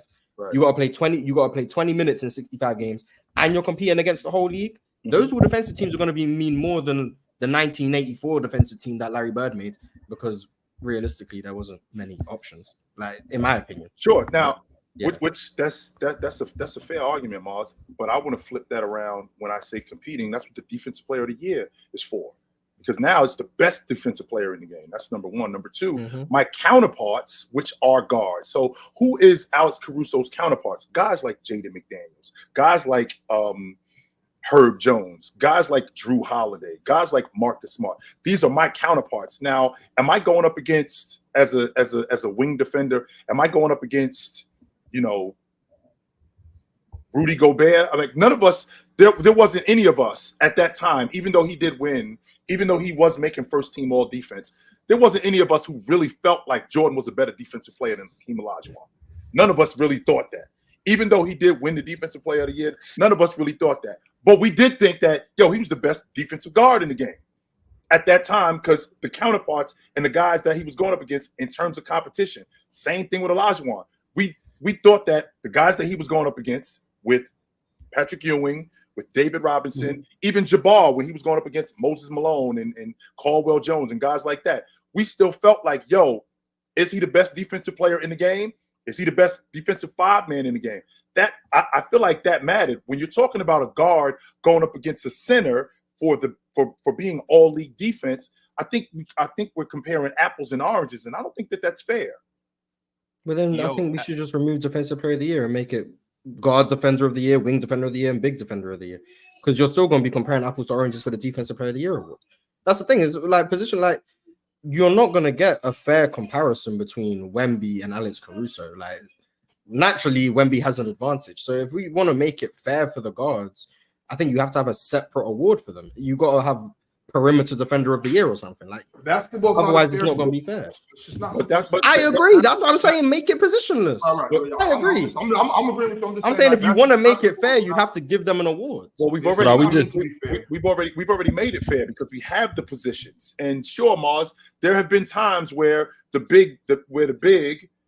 position has not been as competitive as it's been in the past, or it's been more competitive in the past. And that same logic is true for guards. There's guards who this position has been more competitive during this time than it is during that time. That's what makes it fair, as opposed to with a big guy like Rudy Gobert, for example. If Rudy Gobert is playing back when the 5-man was what the 5-man was, and I'm trying to get on the all-league defensive team, it would mean more as opposed to now. But I could say the same logic for a guard who during this last, like the 2010s with Damian Lillard and Russell Westbrook and Kyrie Irving. Well, if I'm making the All-NBA team, plus I'm making the All-League defensive team, I mean, I think that enhances who I am as one of the better league guards in the game, or one of the better 2 guards in the game. Yo, Anthony, you was about to chime in? Nah, I was just gonna say, man, it's I feel like the guards should get a little bit of an advantage because I think that obviously it's a guard heavy league, fighting over screens and just the overall workload, man. You essentially like a cornerback, you know what I mean? And you have and a lot of these guys are picking up full court. And I think that, as a big, obviously you do have an advantage, but I think that a lot of the bigs are, they're stat stuffers and whatnot. And, don't get me wrong, a lot of these guys are switch defenders and they're definitely impactful on the game. But I think more guards should get the nod for first team because, I mean, if we're just going to go down the list of whoever's blocking the most shots and rebounding, it's going to be bigs all day, every day. But, I mean, we got to, like, when you watch Caruso and how he's fighting through them screens and, McDaniels and how he's picking up full court and things like that over the course of time, and then the time that they're spending guarding these superstars, I think that deserves a nod. And I don't think that that's, like, you literally got obstacles in the way stopping you from playing defense, like screen after screen after screen. Yeah. I want to say real quick, because chill, and I don't agree with this. I don't count defense and rebounding. I think it's its own category. But Mars, chill, Damo, and Ron, if defense is rebounding, don't tell me. Mars. Oh my God. Mars. If defense is rebounding, rebounding is defense. Well, if we're being honest, Ox, I don't know how I know that you separated it, but I don't know how you can. Deep rebounding is the final stop in defense. Right. Well, like I said, I look at it like football. You got offense, defense, and rebounds like special teams. You know what I'm saying? Like now we got to secure the ball and get the play started. But that's not my argument. I don't want to argue with you about. I know what you're talking. I know what you're talking about. If rebound is this defense, if rebounding is defense, if we're doing that, then we got to say Kevin Love was an all-league defender too because he was cleaning glass. Well, that's fine. I'm cool with that. But he just saying maybe that's why the voted for Sabonis, right? What I'm saying is he deserves more votes. He deserves more votes. Okay. I think what the difference is when you rebounding like that, like what is it leading to? Oxy, me and you had this conversation already. Being an all-league defender, being a league MVP, being an all-NBA performer, this stuff gets validated because it leads to winning. None of y'all cared about Kevin Love up in Minnesota when he was 20 and 15 because these how many years he went to the playoffs. Nobody cared about that he was 26 and 14 because it wasn't leading to anything. As good as he was, it was empty. Nobody cared about it. So because of that, when you doing stuff like what Sabonis was doing, where I think, if I'm not mistaken, did Sabonis lead the league in rebounding this year? I'm pretty sure he did. Yeah. He led the league in rebounding this year. Hasn't it been the last 2 years? But Rudy was second in the league in rebounding on the best defensive team in the game. I think he was in the top 5 in the league this year in blocks too. So when you doing stuff like that and it's leading to something, I feel like it means a little bit more than if it was just empty and it didn't lead to anything. And you got Big Cat right there too. So you know what I mean? What he doing is tenfold. You got Big Cat on the other side.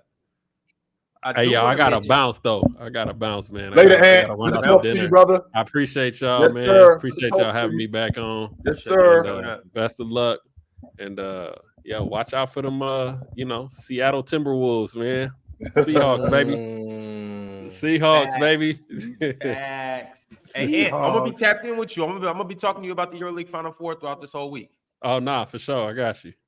All right, man. Be easy out there. All right, y'all. Y'all be safe. You too. Same to you, gang.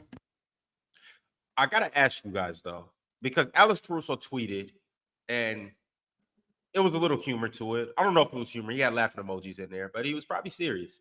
He said something along the lines of, "It's basically all guards now." Okay, I see what we're doing. And he was alluding to the second team, how it's basically all guards, all wing defenders.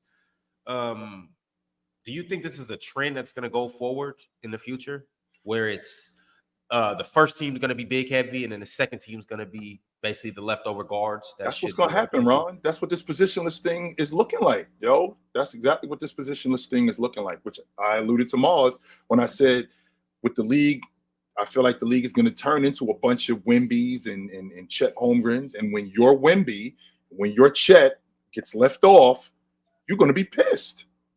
You're going to be pissed. I think it should just be the 10 best defenders in whatever order it works, personally. But I understand, like, for the players, I mean, Caruso knows he would have made first team if it was the regular setup of guards and front court. He knows him and probably Derek White. So, like, I can understand for him, like, why it would bother him. For me, I'm always of the opinion of just, if you're going to do an all-NBA team, all-defensive team, I'm fine with it being positionless, because as long as it's the 15 best guys or the 10 best guys for all defense, I do think it should be 3 all-defensive teams, though. Yes, that's going to happen too, Mars. Yeah. I think when that's why I think it should be 3. I think when expansion happens, I think that's going to happen. I think they're going to. I wouldn't be surprised if they expanded it. Just like I think that they're also going to expand the All-Star game roster too. Yeah. So once they get to 3 teams, whenever that may be, I think that will, like, people who may miss out because there's not enough guards or whatever, I think they'll get on the 3rd team or whatever the case. I think it will balance itself out. But I mean, the top 5 for defensive player of the year were all 5 on the first team with defense. I think that's how it should be. So if that's the case, okay, Mars. See, now we're talking. So if the 5 best players who are top 5 defensive player of the year, so now that means that the best player on the best defensive team is the best defensive player in the game. Well, I don't know if that's how it works, but like Rudy, Wemby, Bam, AD, and Herb was the top 5 for defensive player of the year in terms of the voting. Correct. And those 5 made all defensive first team. I think that's fine. Do I think they're the 5 best defenders in the league? No, but I'm fine with it going that way. And then 6 through 10, I don't know how Shea came 7th in defensive player of the year, but shout out to him. But then 6 through 10, it wasn't 6 through 10 in defensive player of the year vote. So that's where I'm like, it's a bit backwards, because it was Jrue 6, Shea 7, Derek White 8, Giannis 9, and Jarrett Allen 10, tied with Caruso, Sabonis, and Jalen Suggs. So that's why it throws me off a little bit. But I think just having the 10 best defenders makes sense, and then having the 5 best players for all NBA first team makes sense. I think that's just how it should be. But I can understand why, like, a guard in this situation is like, if it was contractually obligated to, like, you got to make first team to get more money, I can understand why it would affect them. I think that's going on too, Mars. I'm 100% confident that that's going on. That I have a clause in my contract that if I make the all-league defensive team, that's an extra $500,000. If I make first team, that's $1 million or something like that. I'm sure I could understand that being bothering people, which is why I think keep saying it. These media voted awards should not be tied into how much money you should make. I think that's stupid. That it's ridiculous that teams can be like, hey man, if Brian Windhorst thinks you're the defensive player of the year, we'll pay you some more money. Like, I'm sorry, that's dumb. Like, there's no way. Like, it's ridiculous. But as long as it's like that, I can see why players will complain. Yo, Damo and Mars, I need you guys to do me a big favor. I need you guys, off the top of your brilliant minds, to give me 2 different teams. Mars, I need you to give me what the 3rd team would look like if they implemented a 3rd team. And Damo, I need you to give me the all-overrated NBA defensive team. Really? He's so happy right now. Yeah, that's great. I gotta follow the 65 game thing.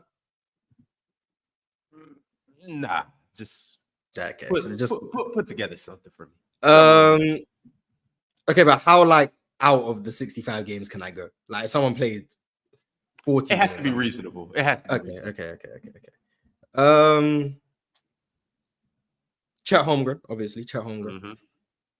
Jarrett Allen. How many games did Evan Mobley play? I want to say he played enough. He didn't play. I know he didn't play 65, but I don't know how many he actually played. He played enough for this conversation. Yeah, that's so. Someone, Evan Mobley, where is he? Played 50. You giving me 50? That'll work.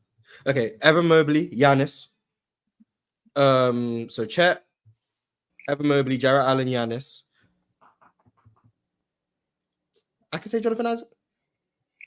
He ain't played the minutes, but can I say Jonathan Isaac? Man, Jonathan Isaac needs love. Jonathan Isaac. There we go. That's He my can five. suffice. That's my five. Chet, Giannis, Jarrett Allen, Evan Mobley, Jonathan Isaac. That would be my next five. That's your all defensive 13. 13. NBA. We need it. Indamo.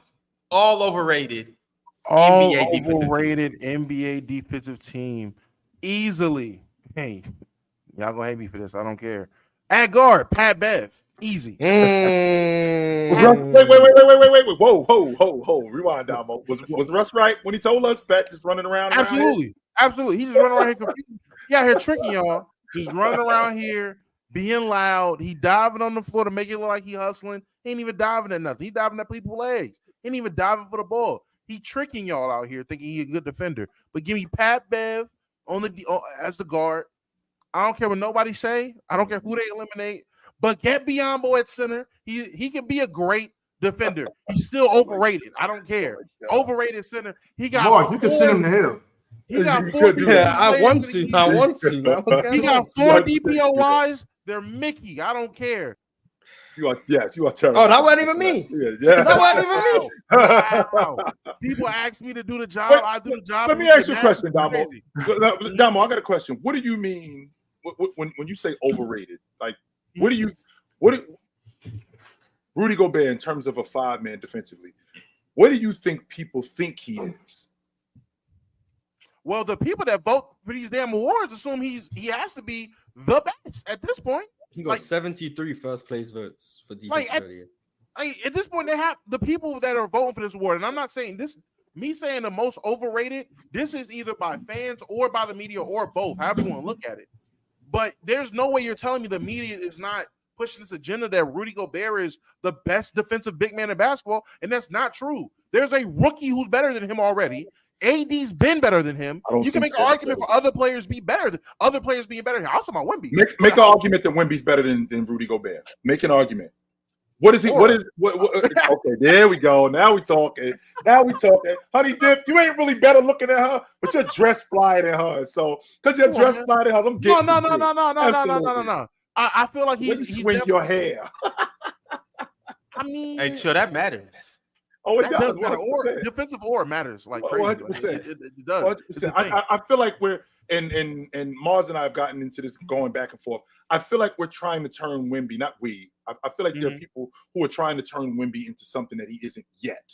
I think he's going to be that. I won't argue that he's going to be a great defensive player in the game, but I feel like because of where he got drafted, because of the comparisons, I feel like we're immediately pushing him to the front of the line to be something that he's not yet. Rudy, as good as Chet is, as good as Wemby is as a rim protector. We actually had this conversation last summer that I felt like because of his range, because of how long his arms were, I felt like he was going to get a block, maybe 2 blocks a game, just blocking 3-point shots. With that being said, I don't think Wemby is there yet. He still doesn't understand coverages. He still doesn't understand how to rebound at an elite level. He still doesn't understand communication. There's things that he doesn't get. Wemby is the big kid in the yard that's just bigger, faster, and stronger than everybody else right now. Now, when he learns that other stuff and he learns that other stuff and understands it better, 100%. I think that he's going to be there. But I feel like Rudy's been around for as long as he's been around. He understands coverages. He understands communication. He's not just out there blocking shots and rebounding. No, he's understanding coverages. He's talking to his guys, communicating how to get over screens, how not to get over screens, how not to foul. Not only not to foul, how to rebound, when to rebound, stuff like that, how to get out. All of these things that I feel like Wemby isn't there yet in, I feel like he's going to be there, Damo. I won't argue that, but I just don't feel like he's there yet, and I'm not prepared to push him to that before he's ready. I feel that. I just also feel that Rudy is so overrated by the media that he airballed the dunk, and I'm blaming that on his defense. Anyway, right after Ox tried to say he was better offensively than Chet. That's not what I said, Morris. Was that what you said? No, basically said that. Essentially, that's what he said. He said everything but that. He said it but didn't say it. Like, I was kind of saying like an efficiently why like he doesn't need as much as Chet to score. Like, you know what I'm saying? Yeah. And then he gets spoon-fed a dunk and then Abels. No, that was just bad timing, Morris. That was just bad timing. He made me look terrible. I can't believe he did it the exact same day I was doing this. Like, he made a mockery of me. Like, let me just round this out. Oh, I can go positionless too. Bet. Bobby Portis. Don't know how he got a second place vote. Insane. This year, Bobby Portis, oh my insane. God. He is over it. And I'm talking this season. Bobby Portis has made the list. I'm not gonna lie to you. He's your guy. Sabonis is on the list. There's no way if he's out here getting defensive, if he's getting defensive team votes, he's overrated. I'm not gonna lie. Overrated defensively. Sorry, not sorry. Me and the person that voted for him are the only people that say this thing. So you can't overrated for that. Don't care. That's too many people. There's too many people. One vote is one too many. That's crazy to me. That's cold, Damo. And around off the list, who else got a vote? Because I gave the two Shea. Overrated people. I don't want to say Shea, man. Say Luka. That man came 7th in Defensive Player of the Year. He was in the top 10. That is crazy. He led the league in steals, though. I mean, that should mean something. I'm looking. Do I want to say? Shout out to James Harden, lockdown defender, 2019. Maybe I just wasn't. It's gotta mean something. Maybe I wasn't watching the Warriors enough. B-Pods, really? It was B-Pods like he takes charges. He takes a lot of charges. He's very overrated. If that's the answer, overrated. If you tell me you got a vote because he takes charges, overrated. I'm not trying to hear that. Hey, at that point, why wasn't Kevin Love deemed as a good defender the last 5 years? Or when I think Kevin Love's an underrated defender, to be honest. Like, I genuinely think he's actually underrated. Not because of the charge. I think he was underrated back in Cleveland. I don't know why. Like, he's okay defender. Okay. B-Pods. If you get votes because you setting charges, overrated. Throw them on the list. Can we get the whole list one more time? I got you. Pat Bev, B-Pods, Sabonis, Bobby Portis, and round it off with Baguette Biyombo. I'm surprised you ain't say Russell Westbrook. Nah, everybody know the truth about him. Hey, people have been saying he would have made it if he played enough games over 20 minutes. I've slandered Russ enough, man. Let's leave Russ alone, man. It's just, you ain't slandered Rudy enough, I guess. Especially after a first round exit like they just had, and sleeping dudes. Quiet. I've been giving Rudy so much credit recently. I forgot to hate. I gotta hate. All right, so don't forget who you are, Damo. Yeah, you had to go back to being yourself. You gotta be yourself. Don't forget who you are, brother. Don't do that. Drink more water with the super chat. He said, if the all NBA and all defensive teams start to look less like an actual team, they need to stop calling it a team. Call it all NBA and all defense performers or something like that. We get so caught up on just words, semantics and stuff. Like, we get derailed like that when we're having conversations up here all the time just because somebody says one simple word that, it take it different. Like, I understand the super chat, I get what you're saying, but still kind of you can if you want us to call it all NBA 5 or something. I guess, but it's the same thing. Like, we get what's going on. And who's to say that that's not a good team? You know what I'm saying? Who was it? It was Herb, Bam, AD, Wemby, and Rudy. And Wemby, that's a squad. That is a team. Wemby at the 2. We cooking. Wemby at the 2. Herb at the. You ain't see her. You ain't see her play point guard in college. You ain't see it. Bam at the 3. AD at the 4. That's a squad. Everybody played point guard in college. Yo, Mars knows every player that played point guard in college. Man. Jesus Christ. Respect Nicholas Claxton. I'm about to say, ever since point guard Claxton, man, I ain't gonna lie. I can't doubt him no more. That's a squad. Mr. Rudy Poo said Tony Brothers was on fire last night. That inbound steal was clutch. Tony Brothers? What did he have to do? That ain't got nothing to do with Tony Brothers. Blame the rest. Was that? We blaming Rick Carlisle for that last 10 seconds. Yes. Absolutely. You guys know that anytime Indiana plays on the road, they're playing against 8, right? Right. It's an No, uphill battle for no, It's an The uphill free battle throw for disparity was kind of insane. I ain't gonna lie. What was it like? It 20, was what crazy, but they It was were like 23-3, I think. something like that. But they were selling for a lot of shots though. Like they were shooting a lot of either middies, threes. They weren't really attacking enough to even make it like worth being known that it was a conspiracy. But when that did pop up, that graphic popped up. At one point, it was like 3 free throws from the Pacers to 17 to the Celtics. I'm like, damn, Tony Brothers put up a masterclass, ain't he? Jesus. Yeah, I think the Celtics deserve more free throws because of how they played within the game. But there was a couple plays I'm like, okay, that's a foul, and they just missed it on the Pacers. Especially like the most egregious one was when Tyrese Haliburton got hacked by Payton Pritchard. That was definitely a foul, Mars. How they just missed it. As the lead, that's the guy on the baseline. The play is coming right down the gut, right? The play is coming right down the gut, and I'm seeing Tyrese Haliburton with the ball. My eyes, as the lead official, are on Payton Pritchard. That's who I'm looking at. I'm not looking at anybody else. I'm refereeing. It's called refereeing the defense. So I'm looking solely at Payton Pritchard chasing. And if Payton Pritchard ends up knocking him off balance in any way, you have to see him hit that arm. That's shit. That's marginal content. So for those of y'all that don't know, marginal in English means he ain't hit you that hard. Stop playing. You all right.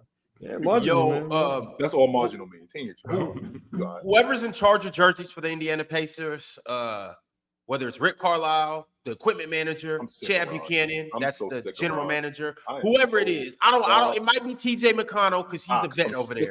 I don't know who it is. But do not choose the invisible jerseys for game 2. All right, choose the brightest yellow jerseys. I don't care if you got to go back to the 1980s throwback. Choose the brightest jerseys you can so the refs can see you guys getting fouled. I'm so sick of Ron. Not the invisible jerseys, not the cloaks. I know, Ox, why you want to put him in the sleeper hole. I do. I do understand that. Like before, I was like, "Oh, this your man. What's the problem?" But now I understand why you want to put him in the sleeper hole. Chill. Now ask him the question why he hasn't. Let me do the swiping. Okay.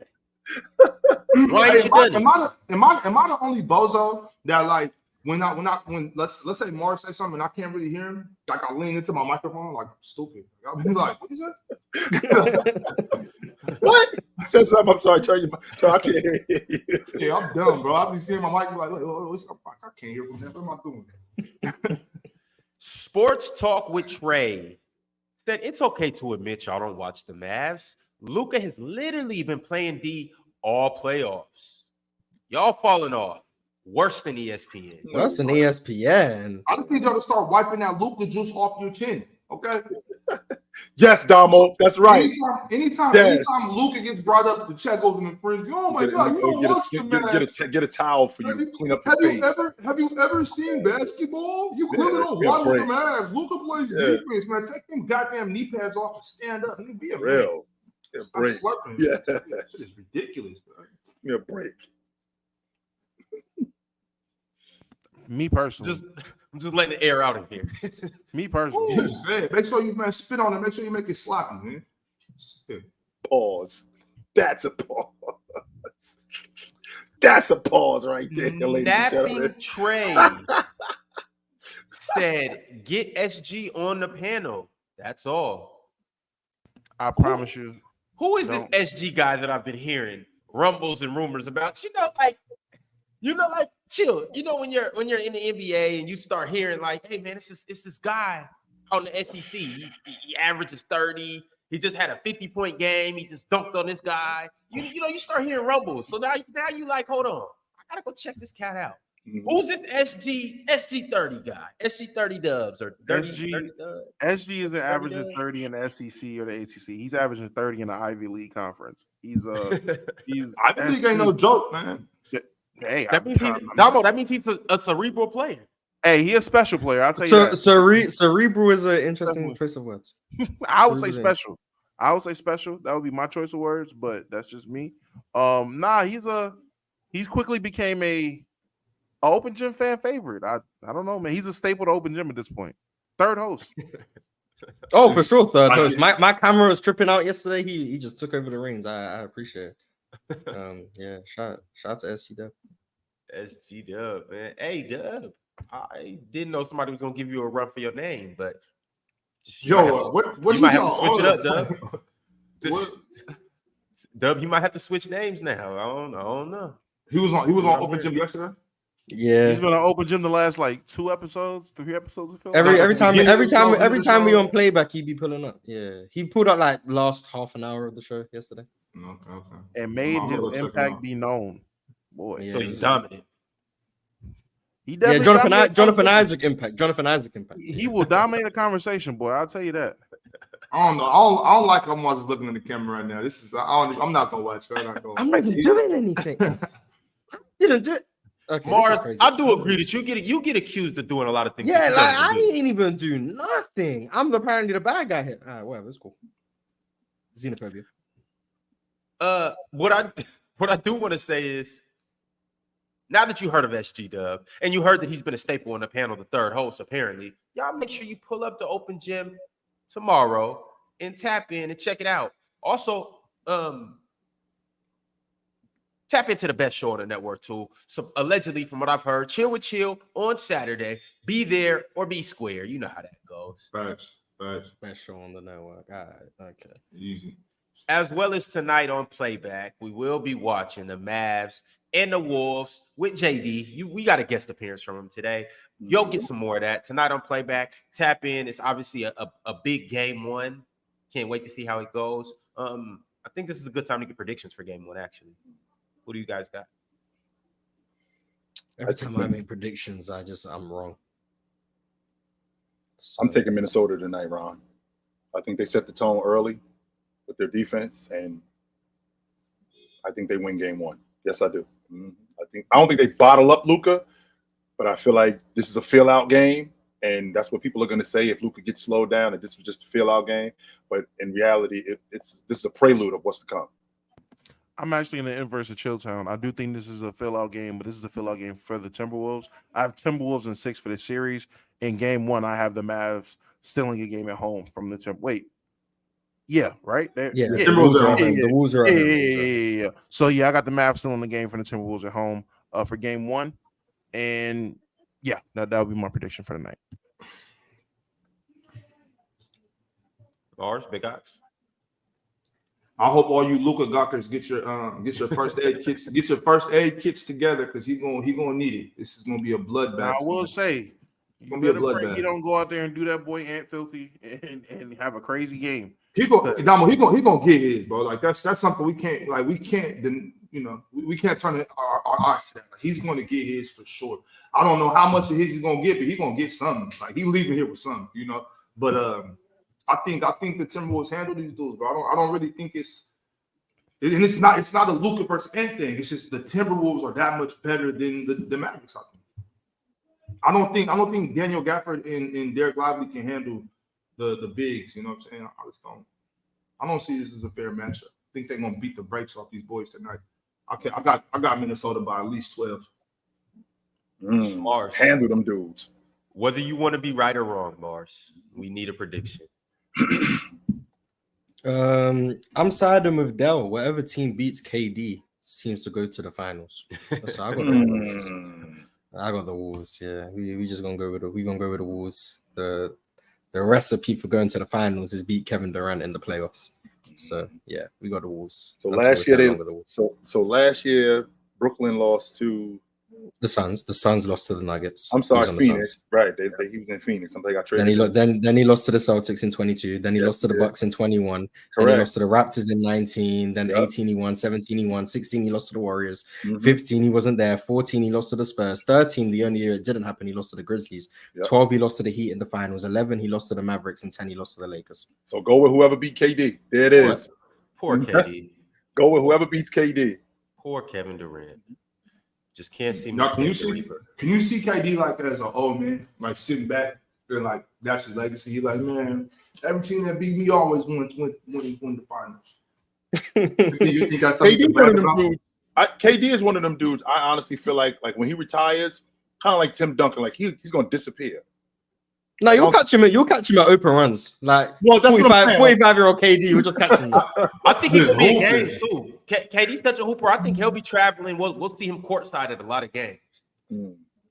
What would be dope is if like some of the better NBA players, especially ones that's real hoopers like KD, if they retired and then went and did like a tour play like overseas. Didn't AI do that?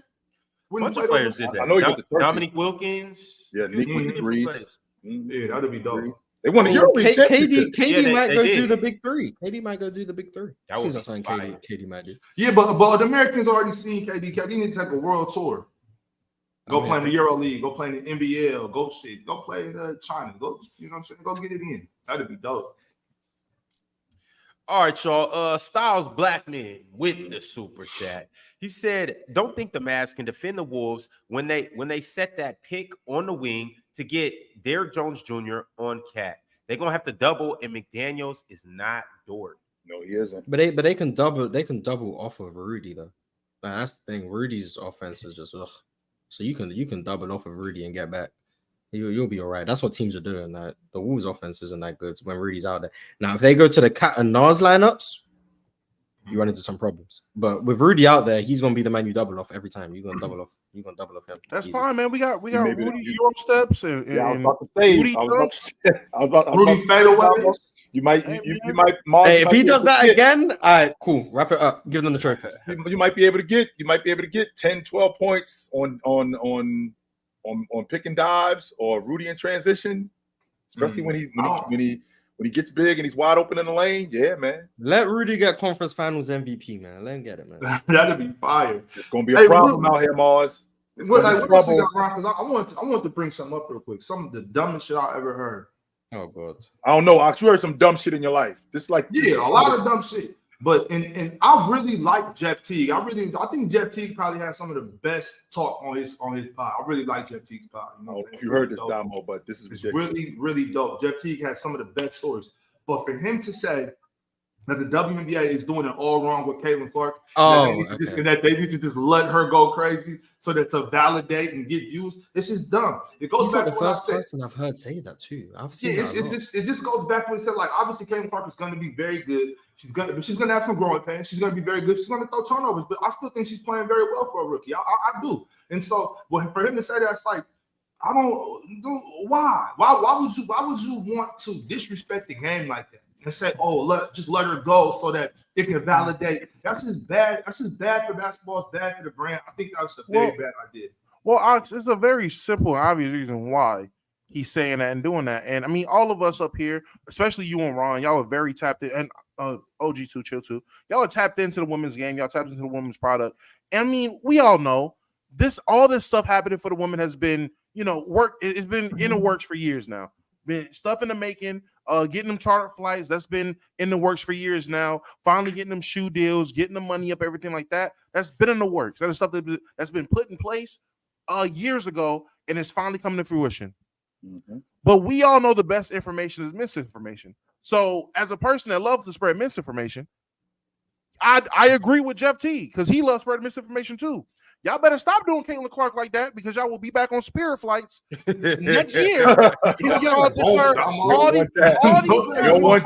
All these casuals pulling up and see Caitlin Clarke play, and y'all out here hitting her with Matombo screens. Y'all out here running her through the mud, having her look average. They about to turn the TV off, and hey, we about to be asking, where's the Aja Wilson's at? Where her shoes at? Hey, gone. They pulled them hoes because ain't nobody watching no more. I thought they was on ESPN1.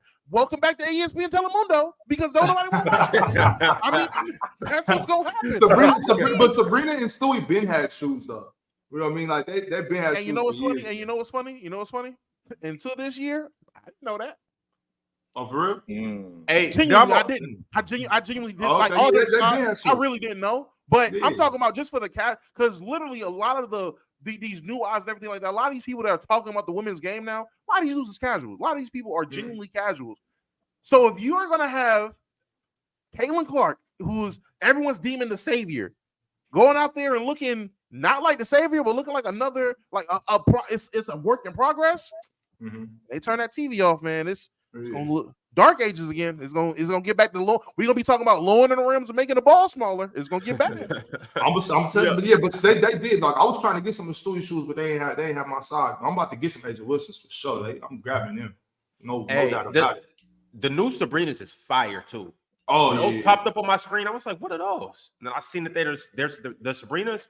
I'm like, I for sure got a cop. Not only to support, but they were just some dope looking shoes. But also too, Dama, what I do want to say is, obviously, and we've seen it with Wemby this year. He's supposed to be the next best thing since sliced bread and running water.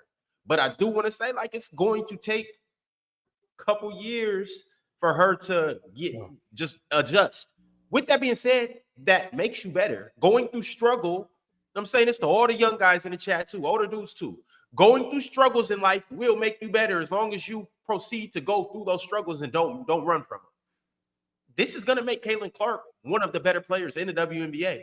If she keeps going against double and triple teams and the best defenders night in and night out, in about 2-3 years, she's gonna be like, all right, this is nothing. I'm used to this. She playing good. She just throwing a couple turnovers. I still think she's playing good though. Yeah, I ain't gonna lie. I haven't seen like as bad as people are making it seem. Like people are making it seem like she's out there looking like Scoot with no glasses. She's genuinely, I mean, she's had her ups and downs, but she's definitely rebounded. It's like she's rebounded back from a lot of the adversity pretty well. Had her highlights, had good bright moments and bright spots in games. It's just an adjustment period. Like genuinely adjustment period. And also it goes back to what I was even saying about Wemby earlier this year when people are talking about the coach, she's holding her back, this and that. Like her job isn't to make you guys happy with what Caitlin Clarke is doing. Her job is to get her team better.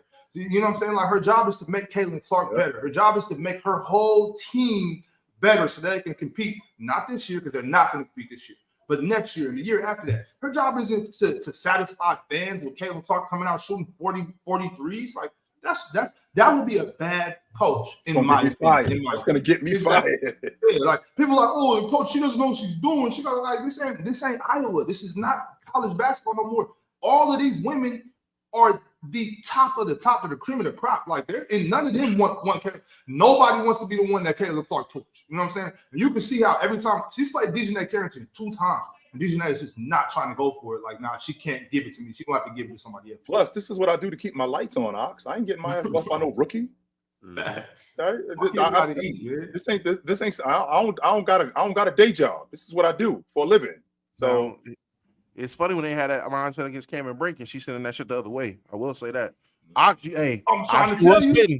I was trying to tell everybody for a minute. Cameron Brink was the one that needed to get the savior mentality or savior treatment because boy, oh boy, she is out there looking like Dumbo, you right. Oxo no AD. telling us, but don't nobody be listening to Oxo preaching ass. Fact. That's why I'm get out the movie.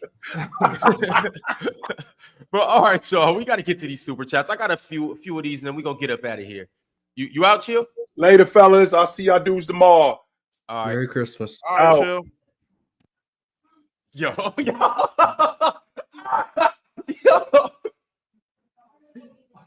I wasn't expecting that. I wasn't expecting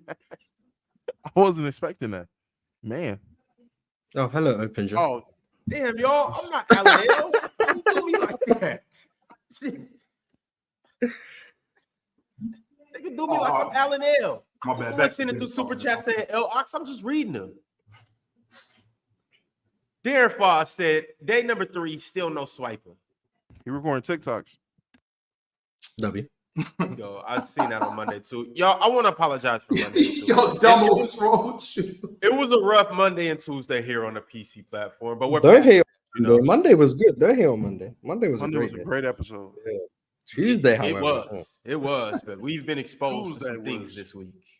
Tuesday was something. Tuesday was something. I don't know what you niggas had going on Tuesday. Bro, I didn't know I was gonna come to PC to see ass and titties, man. Well, I mean, today, see, it's been a rough first half of this week. Now people getting choked out on PC. Like, this is crazy. Like, I want all the parents and the guardians to know this is a PG-13 show. Okay, this is not rated R. Rated X, bro. Y'all tripping. Like, I'm a minor, but it's whatever. Whatever. Champ sent through the super chat and said Chet should have made all defensive team. I agree. Almighty Scambo said LJD, L Bozos, and L Ron. The box, also L FIFA. And L Almighty Scambo. He forgot to put that in there. Football Breakdown said Wolves in 5. It's going to be ugly for you boys. Oh, the known hater. Okay. Cruiser Nation. the big dog cage. Say Kyrie jersey coming untucked. It's over. Oh, damn. I guess. Untuck Kyrie, no joke. The refs need to enforce that. Like, anytime his jersey come untucked, like, I tuck that back in. Slow that down. JJWAD said, mass Kyrie incoming. Big Ox Media said, you Luka fanboys couldn't cook me on your best day. Okay. Cultured Saunders said, Wolves got too much D. All Diddy. Oh, Diddy is crazy. That's fucking sick. But what's wrong with y'all, man? And last but not least, Thickest Pilot 9 said, Dub ball talk today. Go Celtics. JT stressing me out. Yo, Damo, what about JB? Put some respect on his name, man. That was a phenomenal shot. I can't be mad at that. That was a phenomenal shot. And he played great. Not just that shot. He played great. He had a phenomenal game. He had a good game. Tatum cleaned it up in the end and closed it out after he damn near sold and made my night. But hey man, I still got Pacers in 7, and game 1 showed me everything I needed to see. Wow. They are capable of winning in. Oh damn, Damo. See. No, he's just spitting right now. Oh wow. Look, but one thing I will say about JB, what pissed me off was that time he did go left, and he had to go around it, and he shot it with his right hand. I was like, damn, Jalen, you just your left hand's right there.